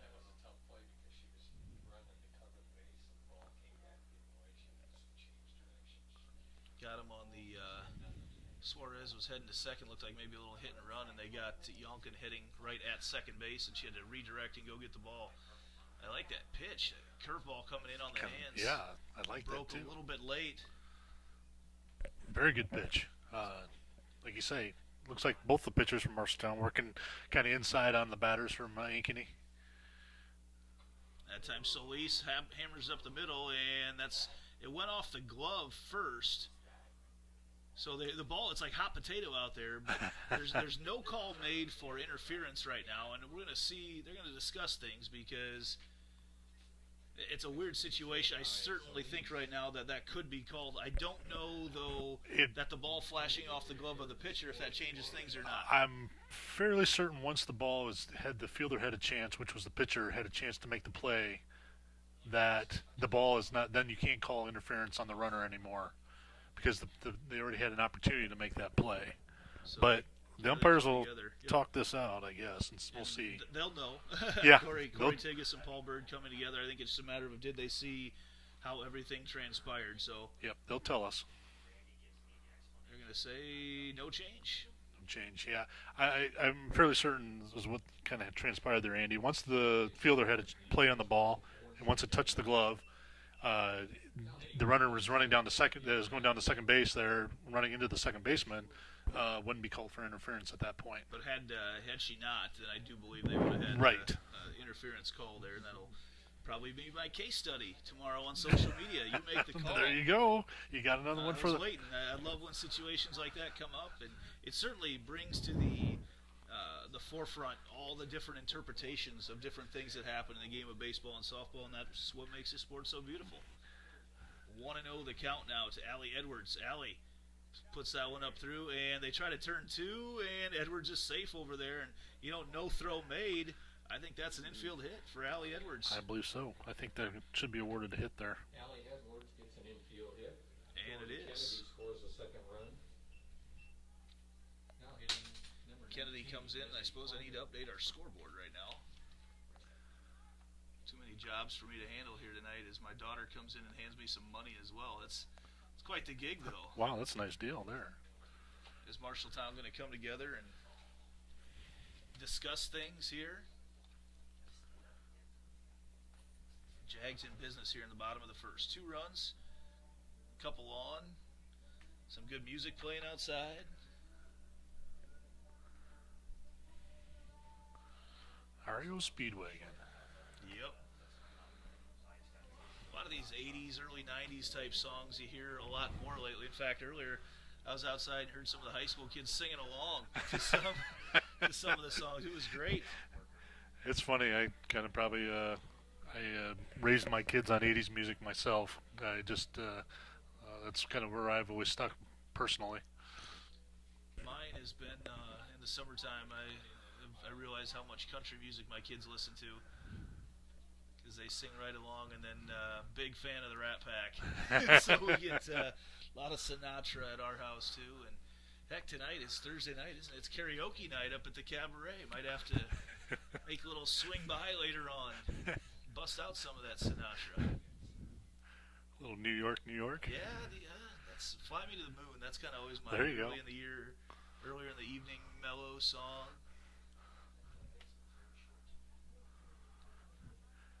As Clunder up to the plate right now. Takes a swing at that one, evens up to count 1 ball, 1 strike. I am not a fan of all the shadows on the field here. There's a lot to look at. A lot There of different is. sections of things that are This going time through. this time of night, there's a little bit going on. It's a little busy down there on the field. Busy. That's a great way to Yeah. describe it. A little busy. Clunder puts that off the handle, spinning away, and Palmer comes over, gets it, throws over, and gets the out. Runners advance. Now with 2 outs, Mallory Hoganson will be coming up to the plate. Second base for the second Centennial out. Solis advances to third. Edwards standing on second. And Hoganson trying to put one over there in that big gap in right center field. First pitch misses downstairs for ball 1.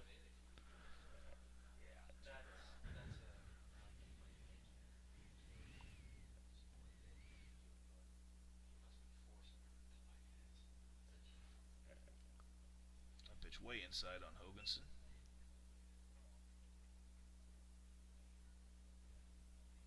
Apologize if I start calling a volleyball game. I'm watching my daughter's team down at Nationals right now on my other phone as we watch here, and actually Cam Starr is serving right now for the Jaguars. Just had an ace, so oh boy, got a hold of that one. That's gonna be just foul there for Hoganson. She got all of that one.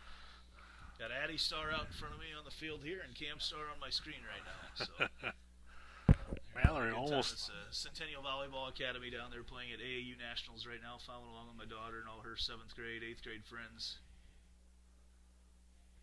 A fun group to watch.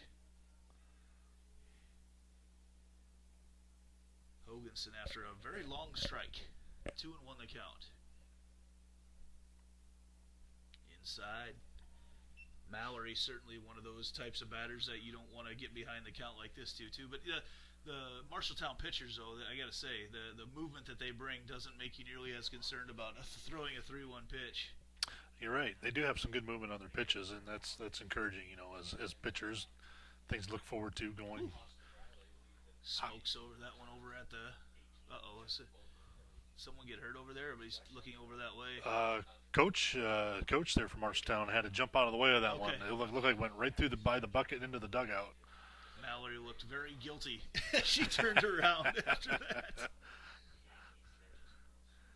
Full count to Hoganson. 2 outs. Swung on, popped up over there into left field, coming in to try to make the play, and then it goes over the head out there of Kristen Hayes, and I don't believe she touched it. I think.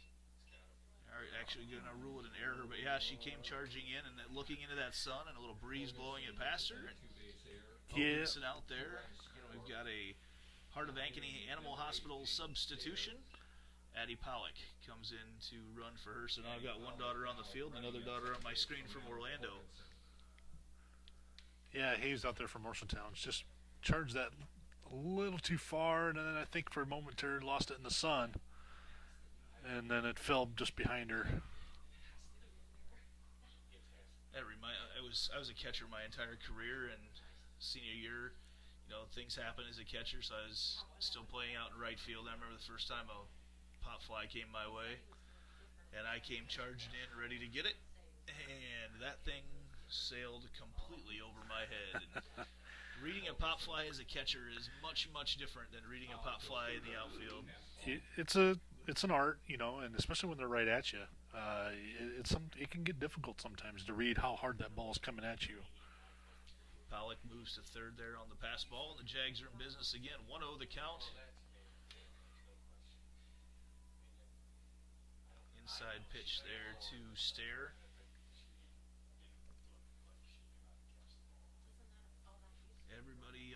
left side of the field from about center field on over, staring right into that big red rubber ball of sunshine tonight. Off-speed pitch to Stair, misses upstairs. 2-0 the count to Jaden. There's probably been different times over the last couple of years we've discussed. Was the field should have been maybe aligned in a slightly different direction just to help both the offense and the defense, where maybe the sun was more on the side or something. Stair puts that one out into right center field, and it's going to carry for a while, but then underneath it to make the play.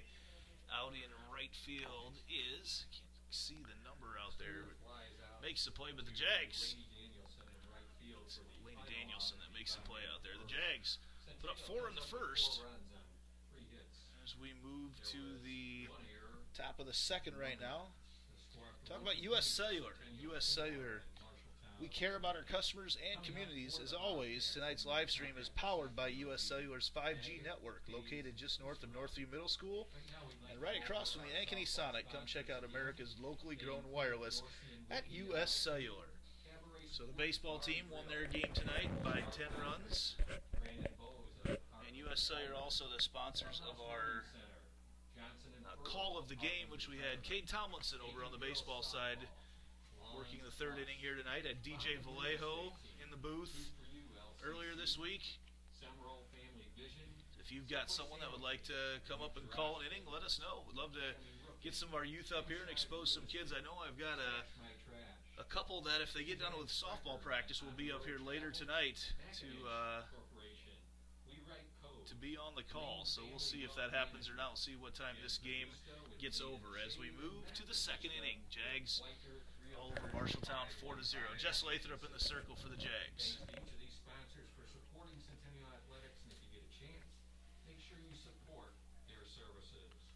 Leading off, number 27, Jordan Daggett. Jordan Daggett.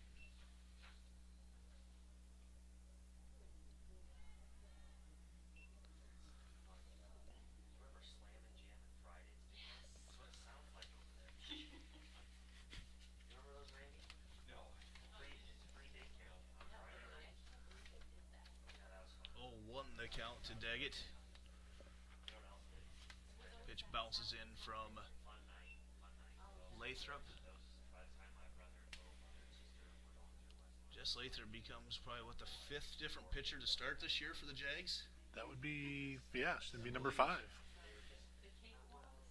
Some great depth. Always has been. Just some very, very good pitching depth. You see Jaden Stair probably would be considered the ace right now. She's out there playing third base right now in game number 2. A very good position player as well. And then we've had Lauren Gustafson pitch, Cora Boyle pitch. And I'm missing one. Who am I forgetting? Jordan Kennedy. Yeah, Kennedy. out in right field, of course. So yeah, the 5th starting pitcher the Jags have used this year. Almost the major league type. You know what he is. That's right. As Lathrop gets a strikeout. Boy, that'd be interesting to have a 5-pitcher rotation in softball.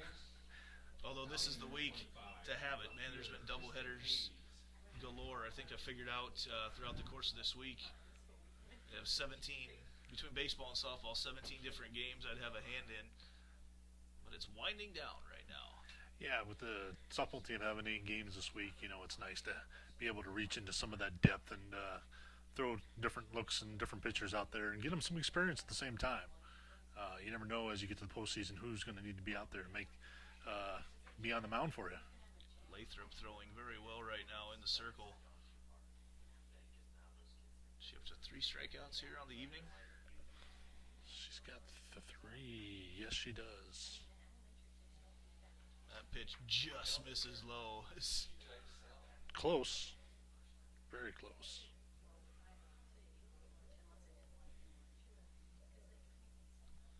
I just heard the word pickle being brought over from the baseball field, so we can't wait to hear about that one later on. There's always enjoy seeing how those are scored as well. 2-2 the count right now. Keeps the scorers busy when they get into something like that. Lots of discussion. Pitch foul back. Hoganson hopping. This is Kristen Hayes at the plate right now for the Bobcats.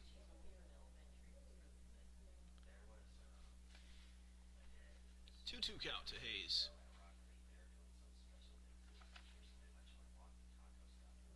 And did she go? Corey Tiggis I'm says she glad with that. did, and Jess Lathrop gets her 4th strikeout of the afternoon. Hayes goes down swinging for the second out in the top half of the second. Now hitting number 23, the third baseman, Ava Kusero. Ava Kusero comes up. She was the catcher in game number 1, playing third base right now, is Ava. Lathrop spinning it very well so far tonight out of the circle. Jags up 4-0.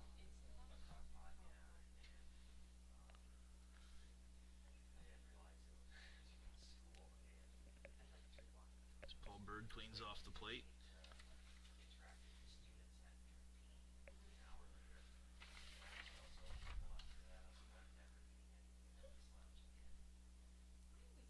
There's a pitch. It's I'm not sure that was a rise ball. It ended up upstairs, A but little upstairs.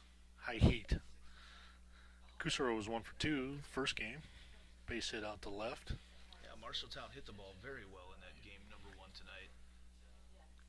Jags just hit it very well as well. Spins that one just a bit outside. As you pointed out, both teams hit the ball very well the first game. Number of hits. I think that 5 errors on the scoreboard was obviously the big difference in that first game. 2-1 the count to Hayes. Swung on, and that is going to be caught over. No, Jaden Stair can't hold on to it. Thought she had it. It just had all that spin, spin coming at you, then spin off the bat, and spins out of the glove. And that's one of the negatives to having a pitcher that spins it so low. I mean, it makes it so hard to square up on a hit like that, but that ball is not coming true to you when you're out there in the field. Right. You got to do everything you can to kind of get both hands secured on it. And I don't know if Jaden just kind of took her eyes away from it for a second there or what happened, but it popped out of the glove. It was a weak pop fly to her, but that ball rocketed out of her glove when it Yeah, hit. it did. And back to Gianna Bowney, and first pitch to her is a strike. So with Hayes over on first via the error.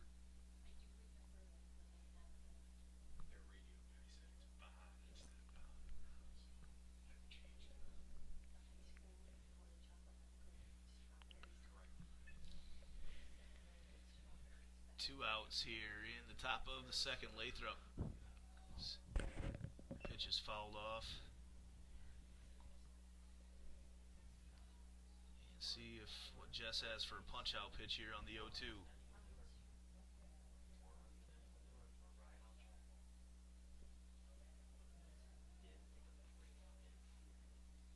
Here's the 0-2. Way outside, swing and a miss, and Lathrop through 2 innings is 5 strikeouts. Good start to the night for her. We'll take a break and be back. Bottom of the second coming your way. Centennial Digital, driven by Freedom Tire. Second inning, no runs, no hits.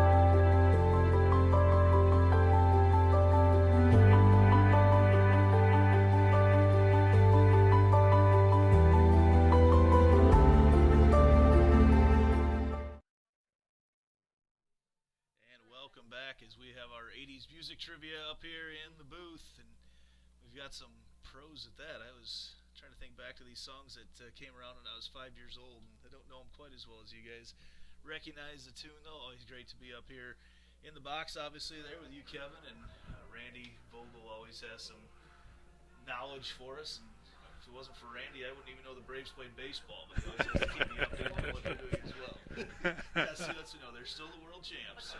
That's right. Our bottom of our second inning here as we move here is brought to you by Gershman Mortgage. The Midwest Premier Mortgage Lender is proud to support all Ankeny sports, whether you're looking to refinance your current home, purchase a new home, remodel, whatever.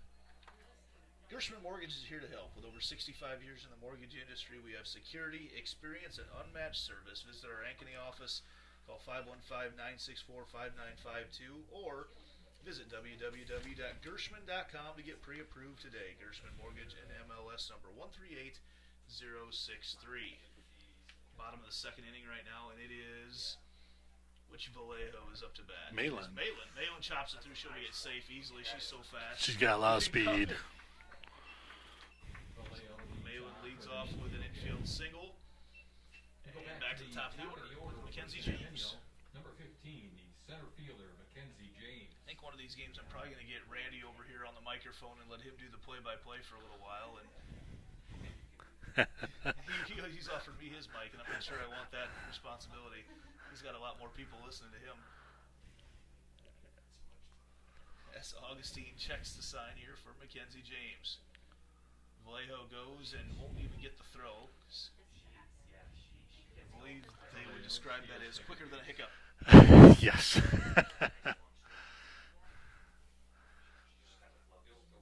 Vallejo, state track runner. Yep. Now Mckenzie James on the 1-0 count. That pitch tomahawked out into center field, coming in to get it. Actually, James. Whew. Excuse me, Palmer. From second, went out to get it. That ball floated out. Palmer with the palm catch there, it would look like it was ready to come out, and that's why you used two hands. You know, you brought the other hand in, secured it, kept it in there. Claire Suarez now up to the plate with one out. Pitch in the dirt. Vallejo reads it. She's in there standing up, safe at third.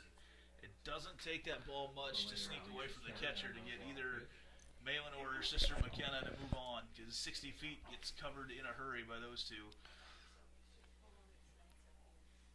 Here's Suarez on the 1-0. Fouls it back towards us.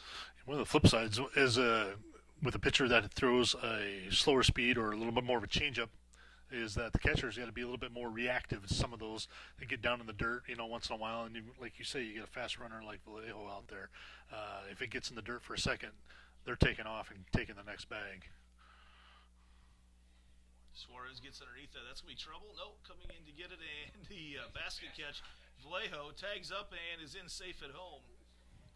So the sacrifice fly out there for Suarez, out to Lainey Danielson at right field. Gets a second out, but another run for the Jaguars. Vallejo scores. Now hitting number 25, the right fielder. And back Jordan to Kennedy. Jordan Kennedy.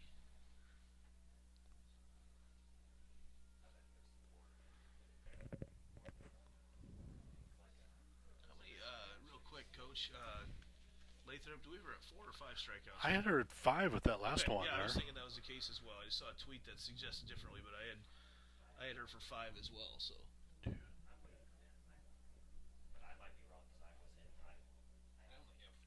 Okay, well, Maybe we maybe I talked you into maybe we overindulged there.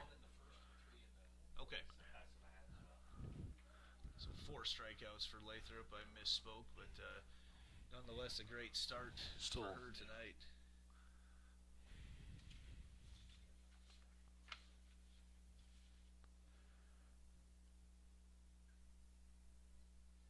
Can I verify that this is indeed her first start? I believe it is. Kennedy goes 3-0.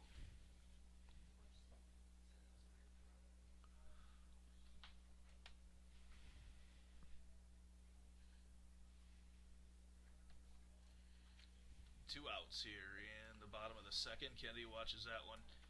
I think she wanted that pitch. She did.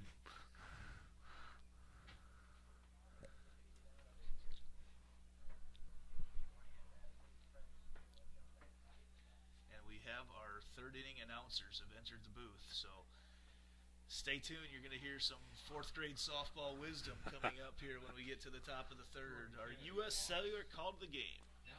Lexi Pollock and Arlo Heath. Actually, they say 5th grade. It's summer and they're heading to 5th grade, so they want to make sure they don't get shortchanged. It's the year they're going to, right? Kennedy draws the walk. This will be interesting. Call your friends. These two have played a lot of softball already. As Solis hacks that through the 5.5 hole. Moves Kennedy to second base. She has a long toe to stay there. And now Allie Edwards comes up with a chance to knock a couple in. Well, if they do a good job, we can sneak over to the snack bar. Yes, I'm sure the line is much shorter than it was between games, so we can certainly do that. And we'll let them take over here. Once this inning is over, 5-0 Jags. Edwards hacks that one over there, a little floater, and caught over there at first base for Marshalltown. So we'll take a break and be back with our U.S. Cellular call to the game. Lexi Pollock and Harlow Heath will be back right after this.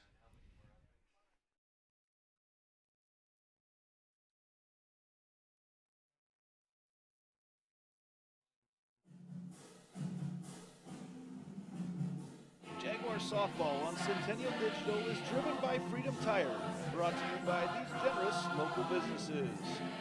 Heart of Ankeny Animal Hospital, Cabaret Sports Bar and Grill, Ted Sandine Photography, the Ankeny Real Estate Group, U.S. Cellular, Made in the Shade, the Edward Jones Office of Kent Patterson, Smash My Trash, and Semro Family Vision.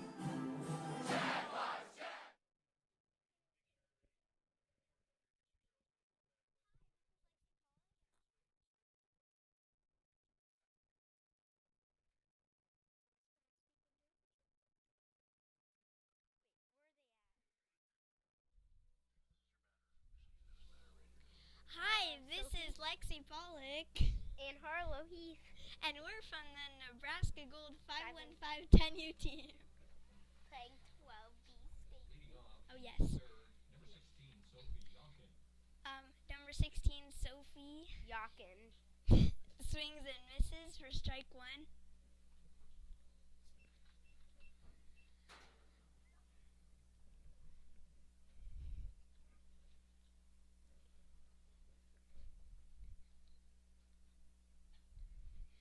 She hits a line drive to left field. And gets a single. Yonkin singles to left field. Bringing up number 3, the pitcher, Ava. Number 3, Ava Aulestein.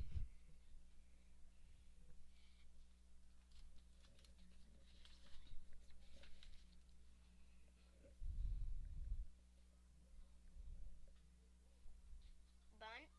Foul.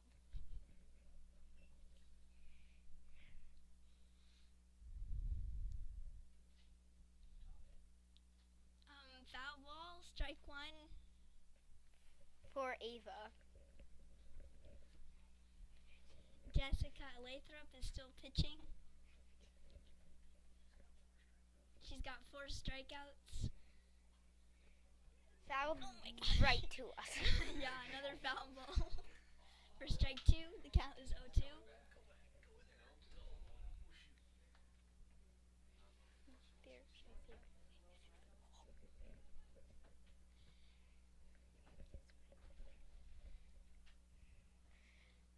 Ball one, 1 and 2 for Ava.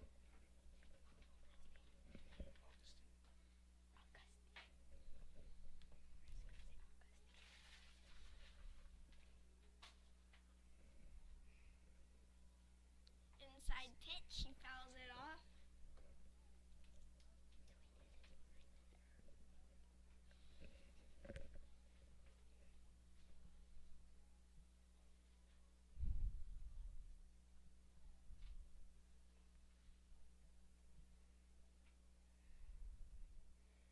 Ball 2, the count is 2 and 2.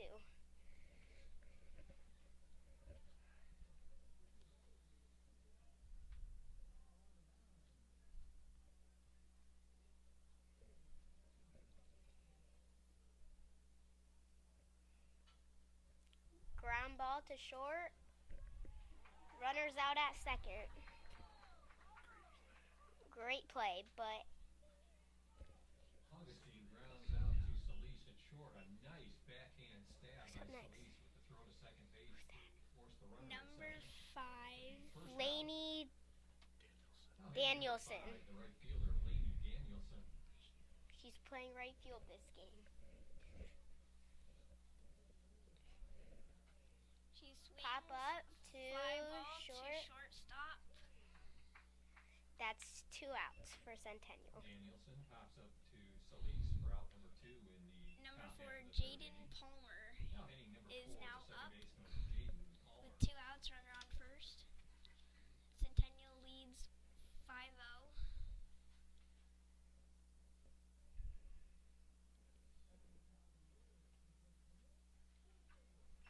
Ball 1.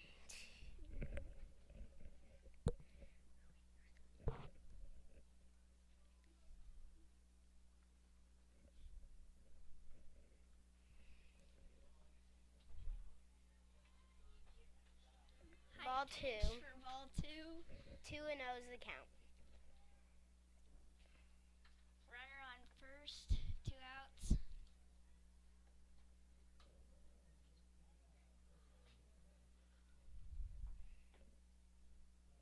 Ball 3. Ball 3 is low. 3 in a row. There's 3 balls and no strikes.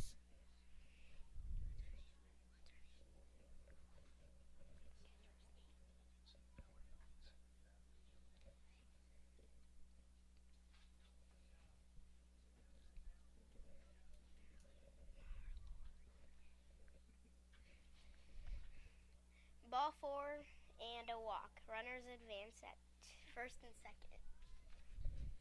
Number 11, Avery Mole, is now up. Now hitting number 11, Avery Mull. Number 11, with runners on first and second and 2 outs.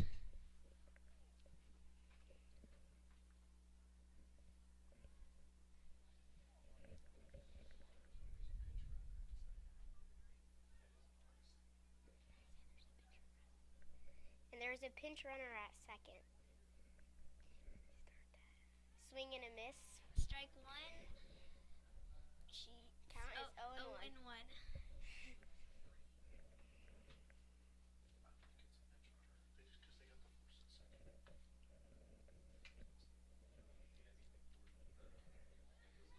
Fouled back for 0-2.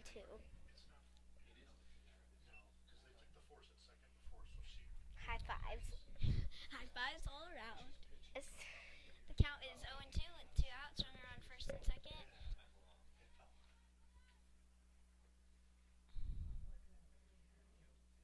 Another low pitch. For 1-2 is the count.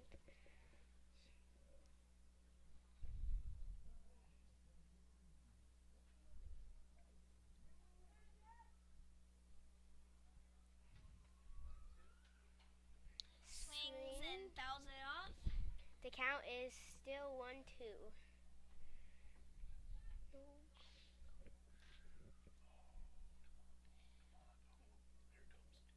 You made it through the hole.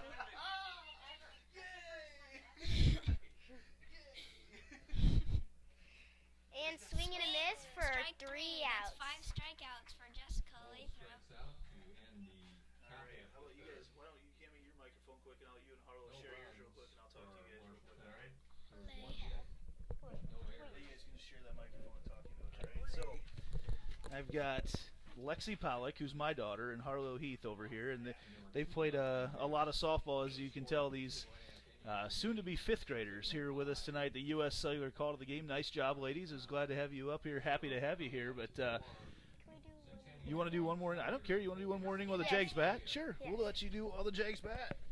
Because Yeah, that's fine. You're still on. So. At this time, we'd Okay. like to recognize the honorary bat girl for game number 2. Looks like it's another Delaney. Bryn Delaney. number is she 19, down there? Lindsay No, Klunder, not down there. is Is now leading up. off for Centennial. So we're going with Kieran Hoganson for bowling. After the game tonight, be sure and stop by Cabaret Sports Bar and Grill for the best wings in town. Summer is a great time to enjoy our patio and catch the game with friends and family. Stop by for lunch anytime and try our huge variety of salads, pizzas, burgers, or our famous tenderloins.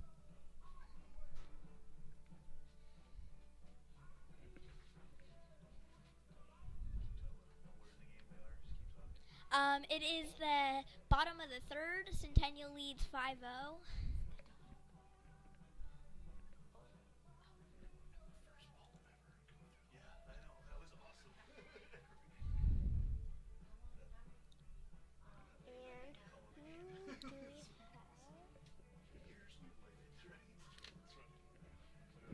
Number 19, Lizzie Clunder is now up. Leading off the bottom half of the third, first baseman number 19. And number 3, Peyton Dreifke is pitching. Oh, wait. Oops.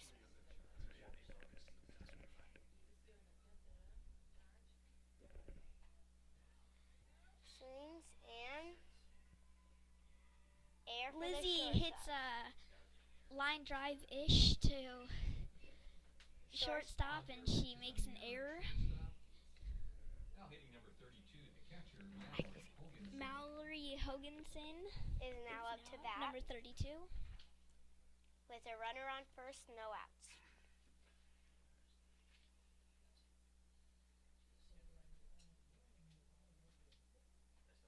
And pop up to the shortstop, and She it's catches caught. it.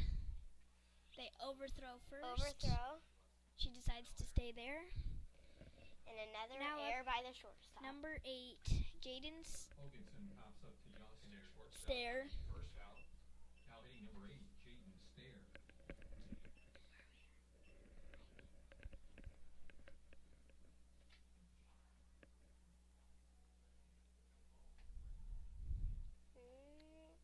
Inside pitch for strike Oh. 1.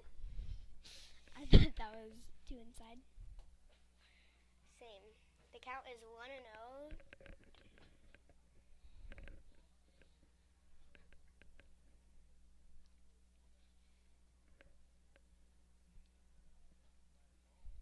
Inside for ball 1. The count is now 1-1.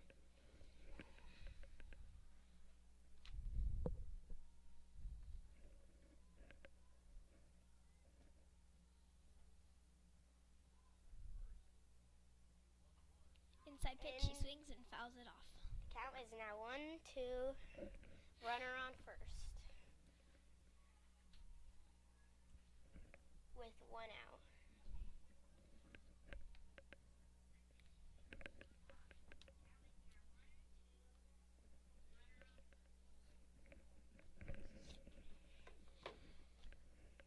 Ooh, gets hit by pitch. And Right now on the up to side. bat. Malin Vallejo. Stair gets hit by a pitch, moving Clunder up to second So base. now we have runners on first and second, 1 out, and 0-0 count. Yes.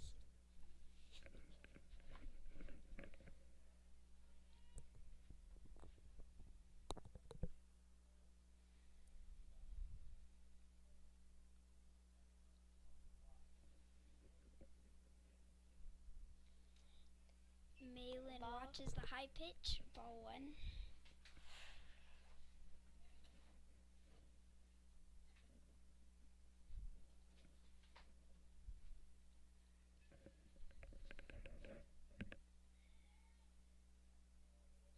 Ball 2. Oh, wait. Oh, that was a strike. Strike. Now the count is 1-1.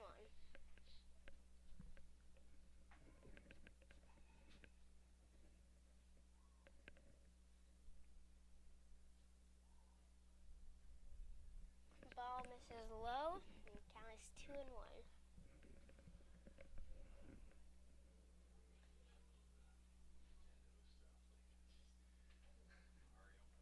Timeout. The Marshalltown Bobcats call timeout to talk to their pitcher or their Reset. fielders. Yeah, Now the outfielder is coming.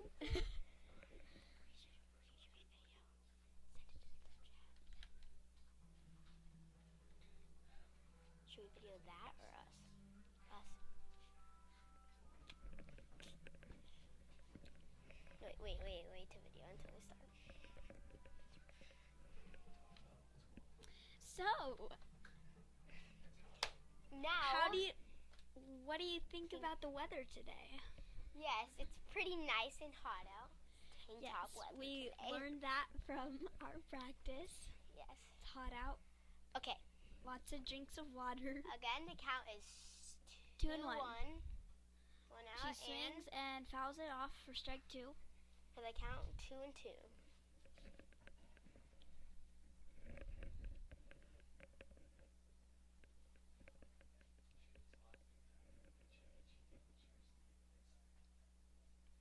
Runners at first and second, and 1 out. Still. Centennial with 5 hits this game, and Marshalltown with 3. The score is still 5-0 Centennial. Ball 3 that was outside for 3 full count now. full count with 1 out.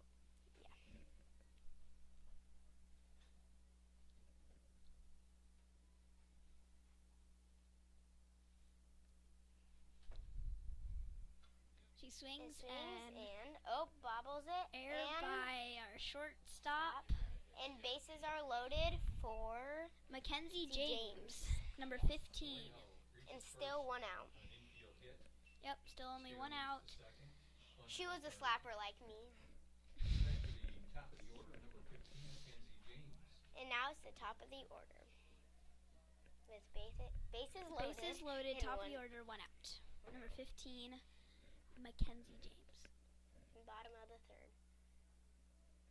Inside pitch on the edge of the strike zone. For strike 1.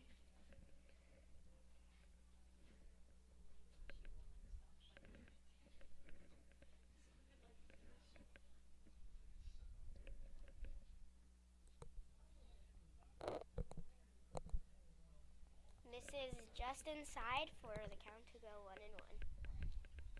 And a bad throw from the catcher.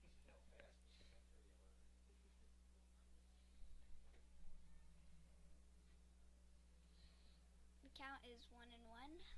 With 1 out still.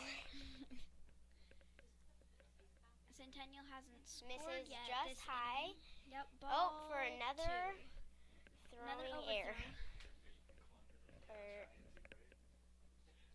2-1 is the count, and There's still 1 out. Yep. Bottom of the 3rd.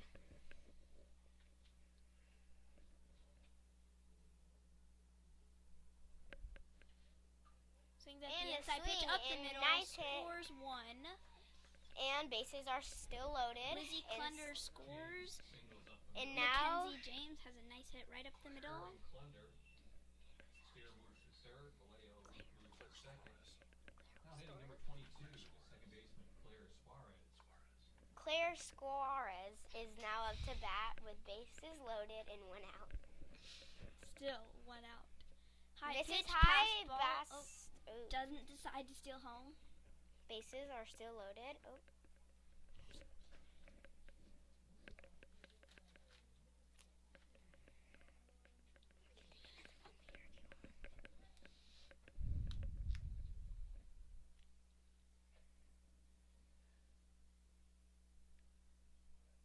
Inside and low. Ball 2. Count is 2-0.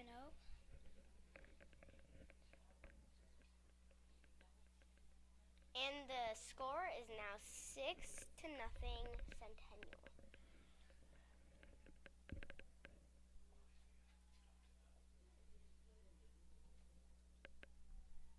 And a swing and a miss, and the catcher Strike 1. drops for the count to be 2-1.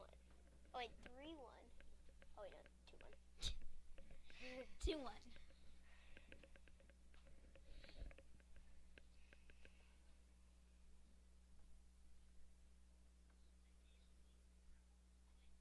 Swing and fouls it Foul back, so count is now 2-2.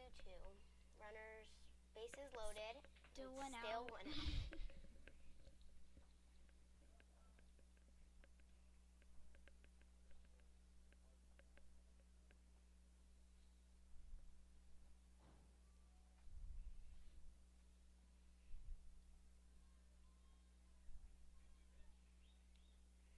Inside. To make the count full.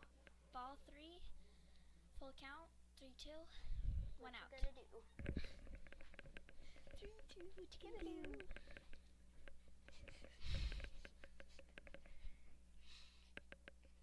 Swings and fouls it off. Hard. Almost hit Jordan Kennedy on deck.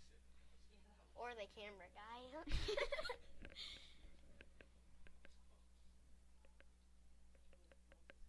Good at bat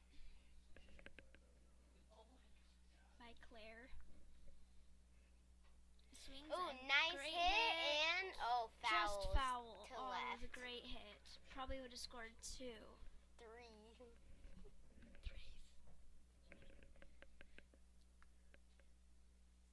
The count is still 3-2. Yeah, this is a really long and good at bat. By Claire.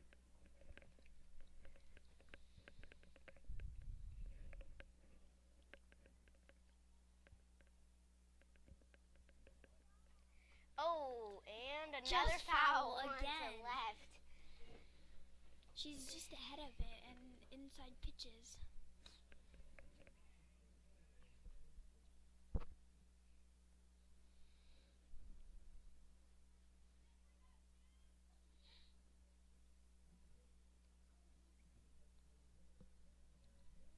It is still the bottom of the third. Centennial has scored 1 this inning. And fly ball. Fly ball to Just right. Foul Just foul to again. right. Great at bat. Yeah, this is a great at bat by Claire.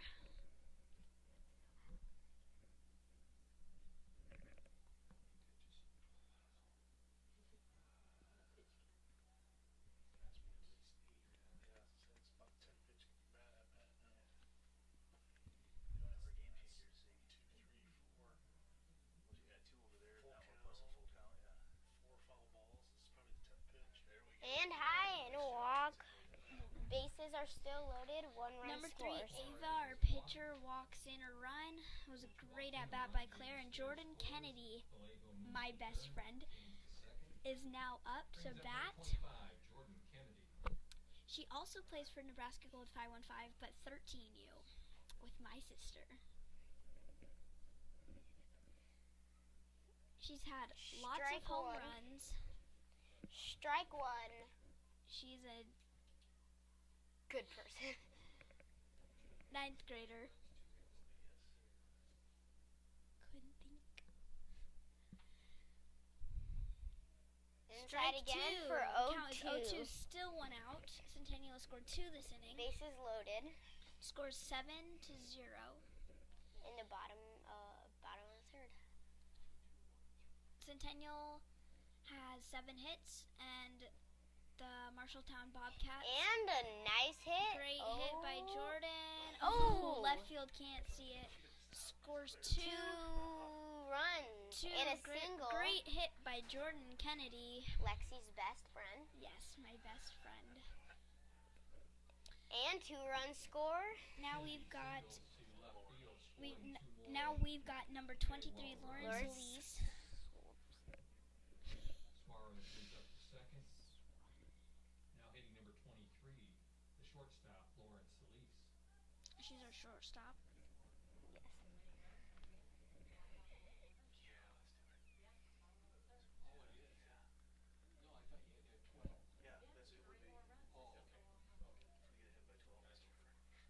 Wait, if she gets a hit, it's over.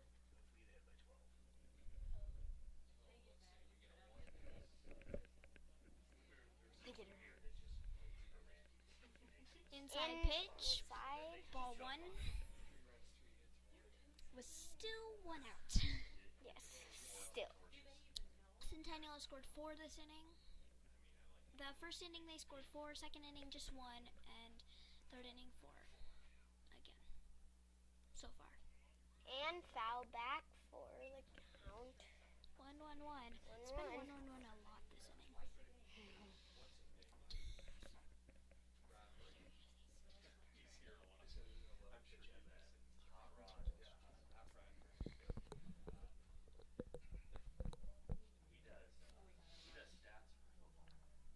And we got a Courtesy pinch runner for number 17, Callie Nelson, for Jordan Kennedy.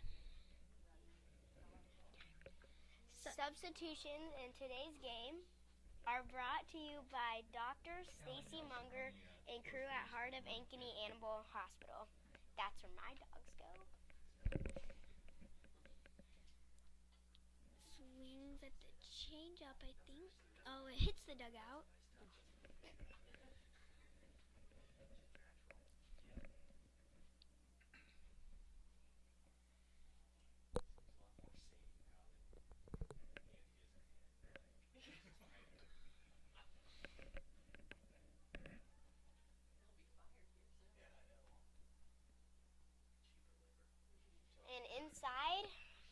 gets past the catcher for the runners to advance to second and third. So now we have runners on second and third and one out. Yep, still one out. Still.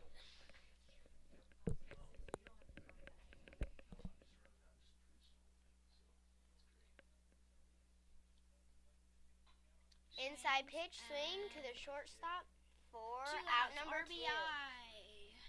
Runners Number 22, advance Claire to third. scores, and now number 27, Allie Edwards, is now up. And we have a runner on third. With Now number 19, 2 Lizzie outs. Klunder. Yeah, now 2 outs. 10-0 is the score.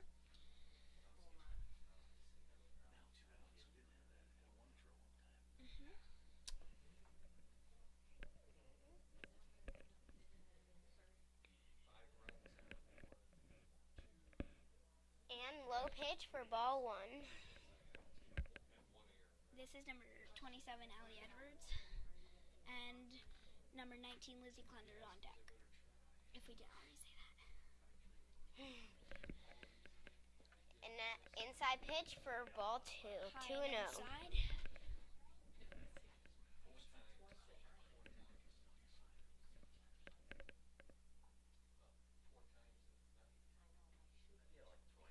The count is 2-0 with 2 outs.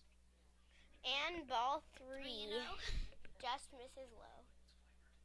That's 3 in a row 3 for Ava Augustine, Augustine. something like that. And ball 4.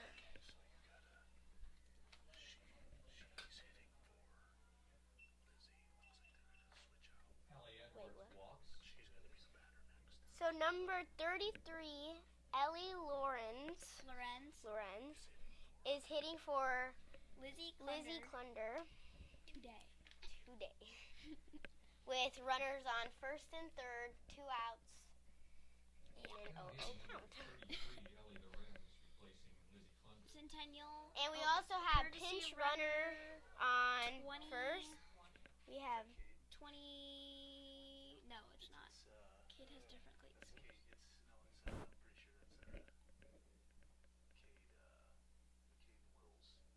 No. She has different cleats. She has black cleats. and we can't tell who's running now. Number 20. Strike 1 to number. We don't have a number 20 on here. Maybe she got new cleats last night.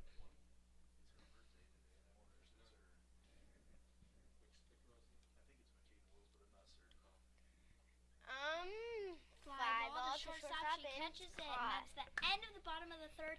Thank you for listening with us. That was a wonderful time we had. And we loved it. Yes. So awesome. So, we'll talk to you later. Goodbye. Talk to you later.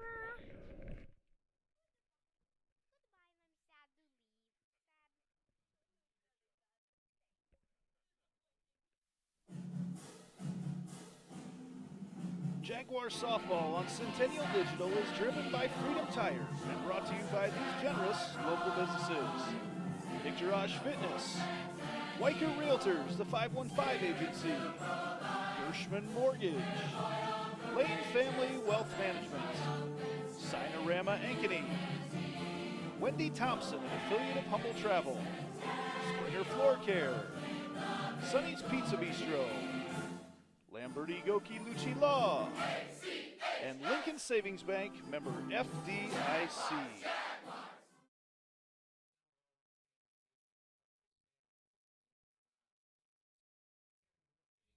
Welcome back to Centennial Digital, driven by Freedom Tire. Hopefully you were able to have some semblance of understanding of what was going on in the game with our U.S. Cellular call of the game. My daughter Lexi Pollock and Harlow Heath, a couple soon-to-be fifth graders that just love the game of softball. So they, you can tell they kind of know what's going on out there. And a couple girls who grew up watching older people play as Daggett. Ooh, nice play off the hop. Just Solis to pick it up and throw it across the infield for out number 1. Solis takes a bad hop at shortstop and throws out Daggett at first base for the first out in the top. We're in the top of the 4th right now. Now hitting number 25, the left fielder, Kristen Hayes. Kristen Hayes steps up to the plate. Jaguars looking to get a couple more here and end this one early as well. First game tonight, they won the Mercy Rule. Jess Lathrop has been in the circle for the Jags, scattered 3 hits, has a bunch of strikeouts. 4 strikeouts, okay. 5 now. That's right. Gets a pop-up out of that one. And over there, Mallory Hoganson thought she might Dottie Hinson that one and do the splits right up next to the fence. Good hustle there, her and Lizzie Clunder, a couple seniors trying to get at that one. Actually, all 4 of the seniors on the field right now for the Jaguars as you look around, with Hoganson there at catcher, Solis over there at short, Stair at third, Allie Edwards out in left field, and Lizzie Clunder there at first. Of course, Anna Wildebar won't have her out there right now, but should say all 5 seniors that can play. Anna did get the start tonight, got her name announced. It's not senior night, just something they've been doing. Anna, great leader on this Jaguar team. Nice pitch there, and Lathrop gets her 6th punch out of the night. Hayes goes down looking for the 2nd out of the 4th inning. Now hitting number 23, the 3rd baseman, Ava Kusaro. Ava Kusaro comes up to the plate. See over at baseball right now. Looks like Jags are up 8-0 in the 3rd. That one lined over out to Edwards out there in left. For Kusaro. Kusaro with a shot to left field. We go back to the top of the order for the Bobcats, and number 1, Gianna Bond. Gianna Bond, back the leadoff hitter for Marshalltown, the lefty. First pitch misses outside. Had a couple good hits tonight, Andy. That last one, though, previous game, she's out to right field, got thrown out in first, unfortunately. I mean, she had a good base hit, but it just one of those plays that once in a while you can make that out if it's almost hit. Too solid. Yes, there, exactly. Right? Another nice one over there. This might be the same opportunity. Kenny comes up gunning, can't quite get it out of the glove. almost foreshadowed exactly what happened last time there. So with 2 outs, couple runners on for Marshalltown. Kusaro moves to 2nd base. Bring us up to Sophie Yonkin. Going to get a substitution here. Just another discussion.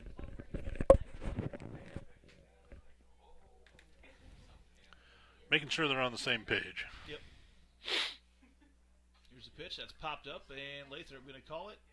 And Clunder was coming in. I think she was thinking about taking it. Yeah. But then Lathrop gets it, and Lathrop keeps the zeros on the scoreboard for Marshalltown. So as we sit here, moving to the bottom of the 4th, the Jags are trying to get 2 runs here in the bottom of the 4th. And if they do, this game will be over with the Mercy Rule. So,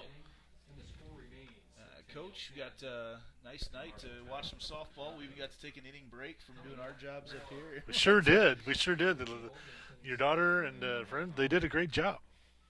They spend a lot of time in softball. In fact, I was just down with them at the World Series, College Softball World Series last week, and got to see Florida and Oklahoma State play. And,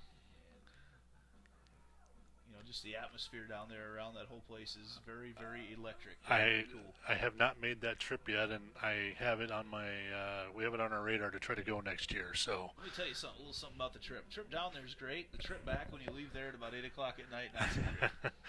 I could believe that. Yeah, about 8 hours.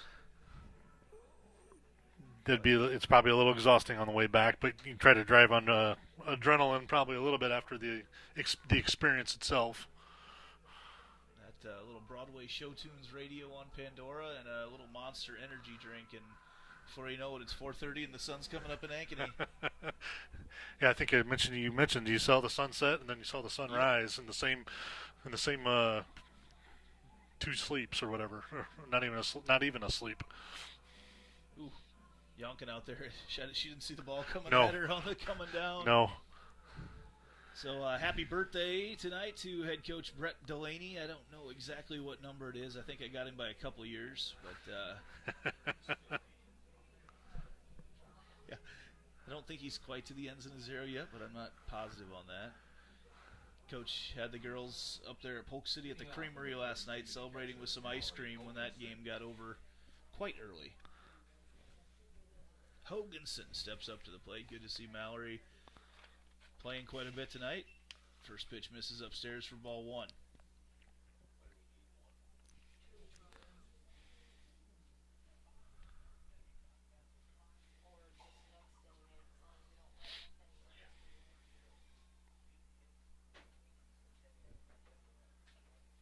Curveball action stayed a little bit tall. Well,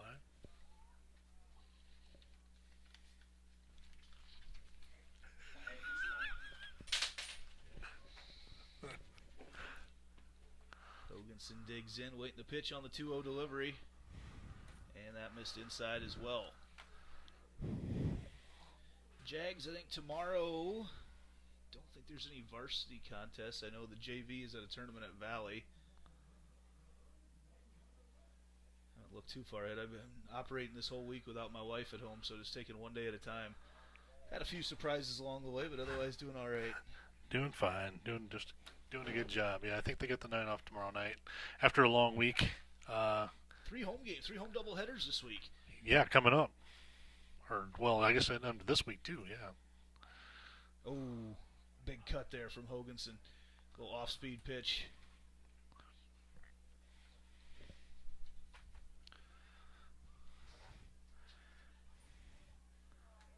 Highlight of the night so far has been the ball falling through the trap door. Hoganson goes down swinging. I believe that was the first one we've seen go through the little circle there in the nets. This net went up, 3-4 years ago, probably? Yes, it's been that long, yes. Jaden Stair comes up to the plate with 1 out here in the bottom of the 4th. Stair pops that one up. And snagged out there by Augustine. Stair pops up to Augustine for the 2nd out in the 4th. Back to Maywin Vallejo. The lefty slapper has placed things very well here tonight in her at-bats. Looks like Hannah McSparron coming in as well to hit. And the Jags will just, if they don't get 2 runs here, they'll just have to get 3 outs and the game will be over anyway. Yeah, right. We'll be we're at the 10-run mark here, going to the 5th. All things being the same.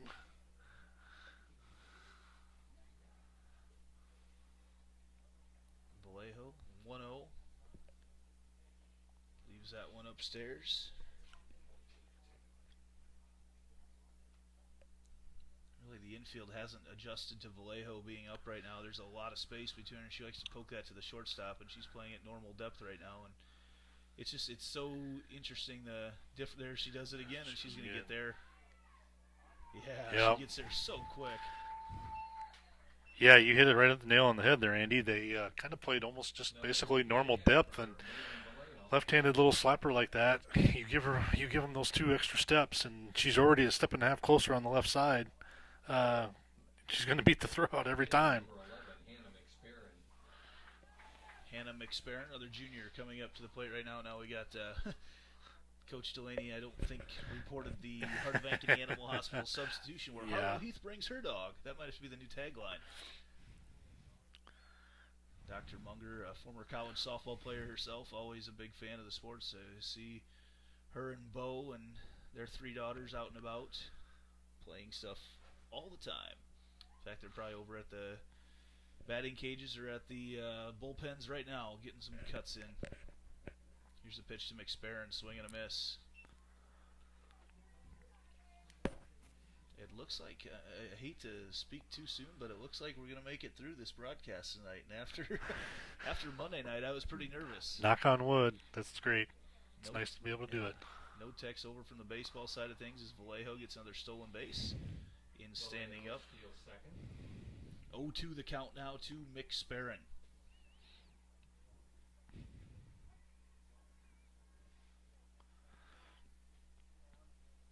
McSparron zeroes in. Swung on and flares that into the outfield. Vallejo will come around and score, and McSparron with a hit. McSparron with a hit up the middle, scoring Vallejo. 11-0 Jaguars. And now McSperrin represents the walk-off run over there at first base. Now hitting number 22, the second baseman, Claire. Don't forget to stick around after the game to talk about our Lamberti Goki Lucci Law Player of the Game, your local attorneys, and a team to fit your legal needs. Reach out to LGL Law, and that's a nice shot through there by Suarez. And that'll bring up Jordan Kennedy, who has a chance to end this thing right now with McSperrin at second. Second base, and brings up number 25, the right fielder, Jordan Kennedy.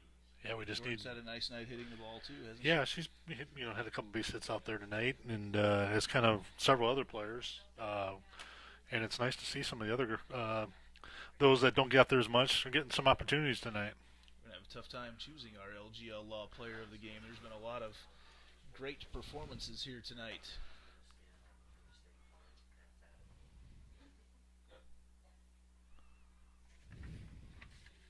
So 1-0 the count to Kennedy.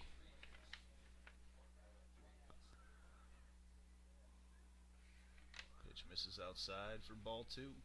She put a jolt into one when the girls were calling the game earlier and put it off the bottom of the fence out in left field with bases loaded. That would have been a treat for the girls to be able to call that one. Knocked a couple off.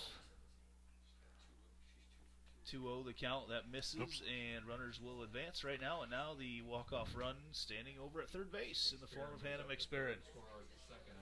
Looks like it's still 8-0 in the fourth over there at the baseball field. Head over there after this. Mike O'Connor, Cade Tomlinson handling that call tonight. Cade is our U.S. Cellular call of the game.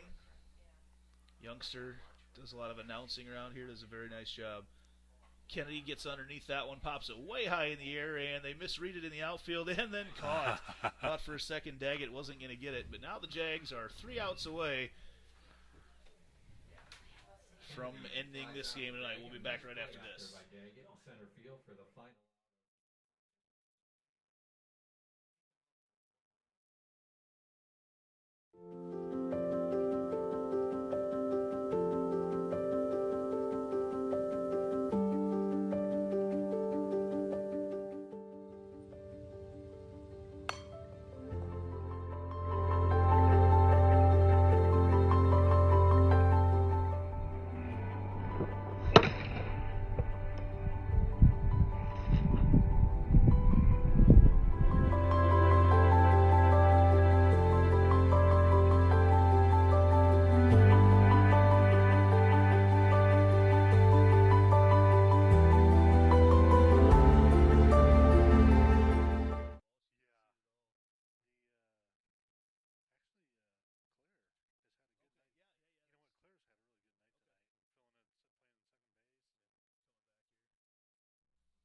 Welcome back to Centennial Digital, driven by Freedom Tire. Drinking out of my Freedom Tire tumbler tonight. Ice stays really, really cold in that thing.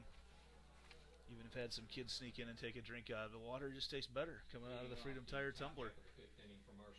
Thanks to Quentin Crowner and his support of what we do at Centennial Digital. Jess Lathrop trying to finish out a great night in the circle. It's a foul from Augustine back off that one, and it's quickly 0-1 in the count.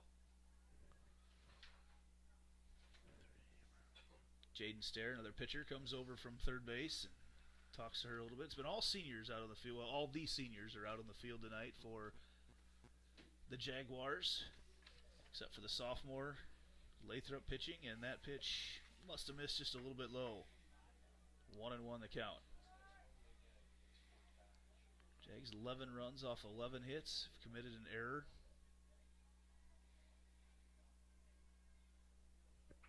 That pitch, a little screwball, comes in on the hands from Lathrop. Some good music being played tonight.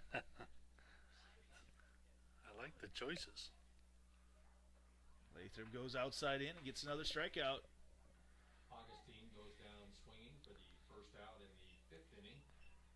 Now hitting number 5, the right fielder, Laney Danielson. I was trying to go through here. I think almost the whole roster's been out there tonight. I believe so, yeah. And I think in some fashion. Yeah, I believe even we had a mystery player out there, number 20, didn't have her on the roster. I believe it was McCaden Wills, 8th grade catcher. And it's her birthday today, so happy birthday to Cade. Pretty sure that was her. I just don't, by process of elimination, I don't know who else it would have been. So I think you're right. that ball rifled over again through that 5.5 hole, and on base is Danielson. Yes, Danielson. To left field for her second hit of the game. Now hitting number 4, the second baseman, Jaden Palmer. Palmer comes up now, and Jags need a couple outs here, and they'll end it. I just heard the whispers of let's get a double play over here, so we'll see what the Jags can do. Just missed low there on the pitch from Lathrop. A lot of softball this week in Ankeny. Well, baseball too, just a lot. Baseball team will be back in action on Saturday. They've actually got a game. One of the Davenport schools will be here in town, and they are coming to play. Oh, there may be a chance for your double play ball. No, Lathrop decides to take the out at first. Yeah, just a little too slow to develop that one.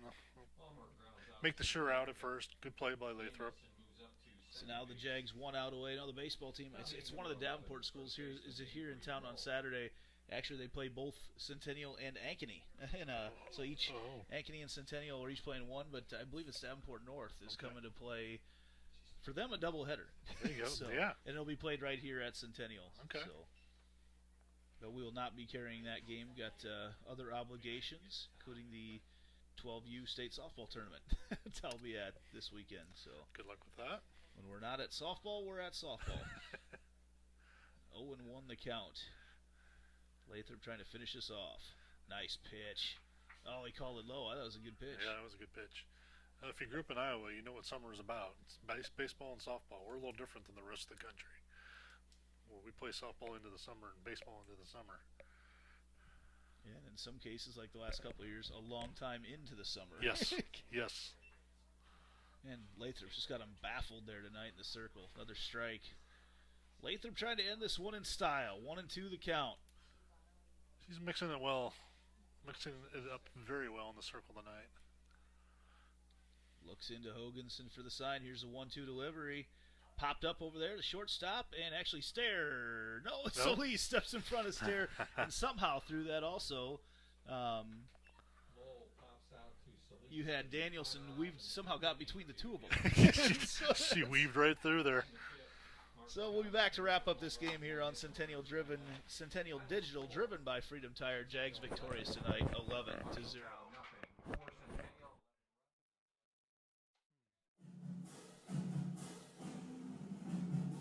Jaguar softball on Centennial Digital is driven by Freedom Tire, brought to you by these generous local businesses.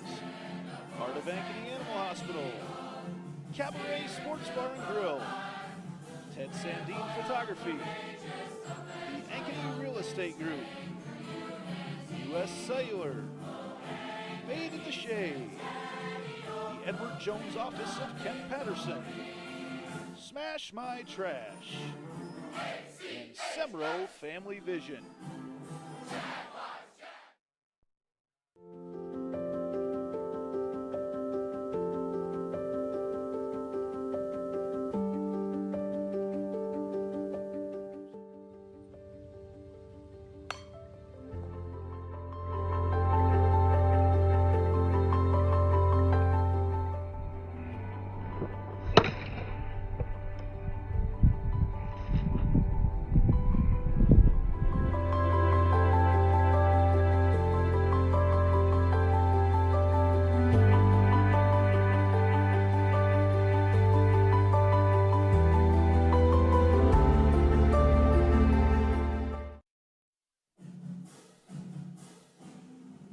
Jaguar softball on Centennial Digital is driven by Freedom Tire and brought to you by these generous local businesses.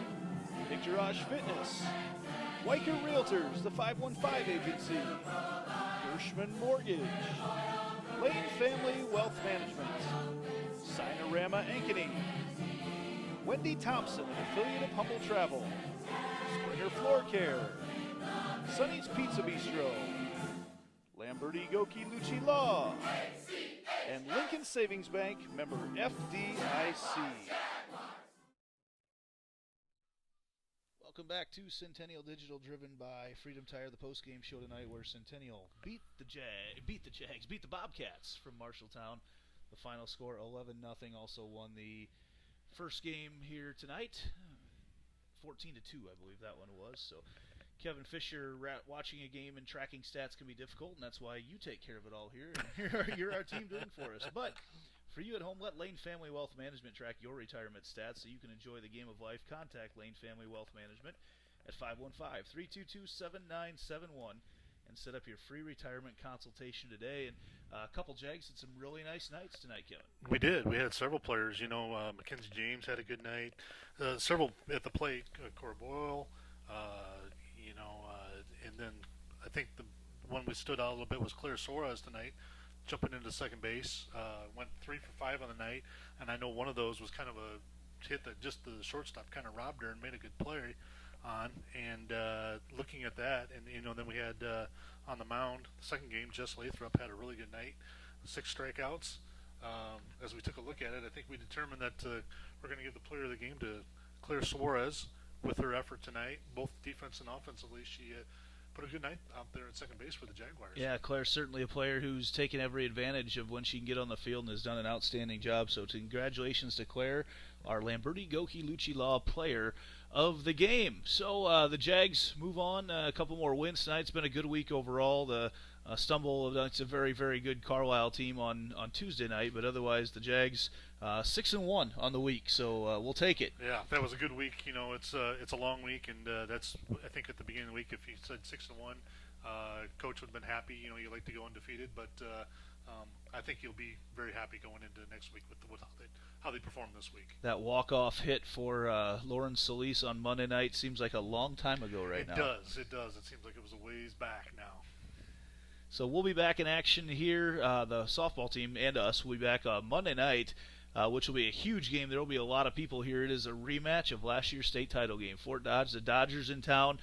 They've dropped a few here recently, but still it's going to be a top 5, top 6 matchup when the two of us play on Monday night. And that's just the start of another huge week because on Wednesday night, another former number 1 team, Waukee Northwest, will be in town. So the Jags, 5 of the Jags losses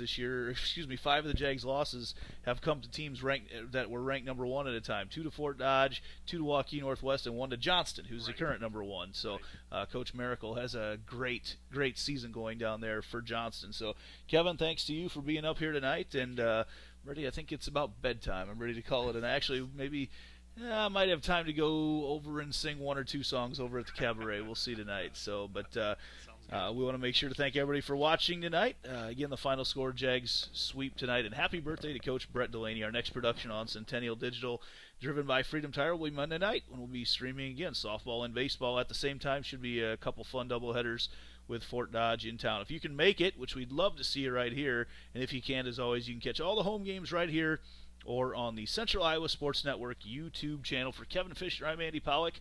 Good night, everybody.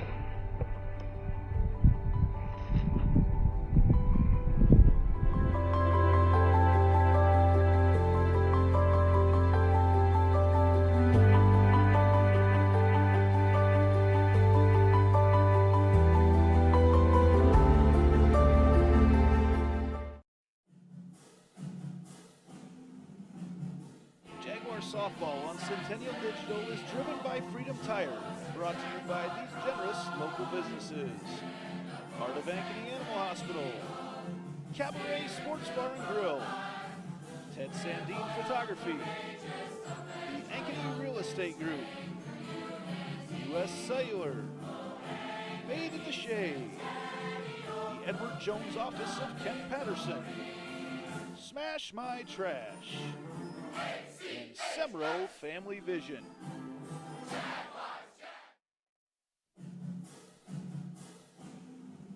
Jaguar Softball on Centennial Digital is driven by Freedom Tire and brought to you by these generous local businesses: Picturage Fitness, Weicker Realtors, the 515 Agency, Gershman Mortgage, Lane Family Wealth Management, Sinorama Ankeny, Wendy Thompson, an affiliate of Humble Travel, Springer Floor Care, Sonny's Pizza Bistro, Lamberti Goki Lucci Law, and Lincoln Savings Bank, member FDIC.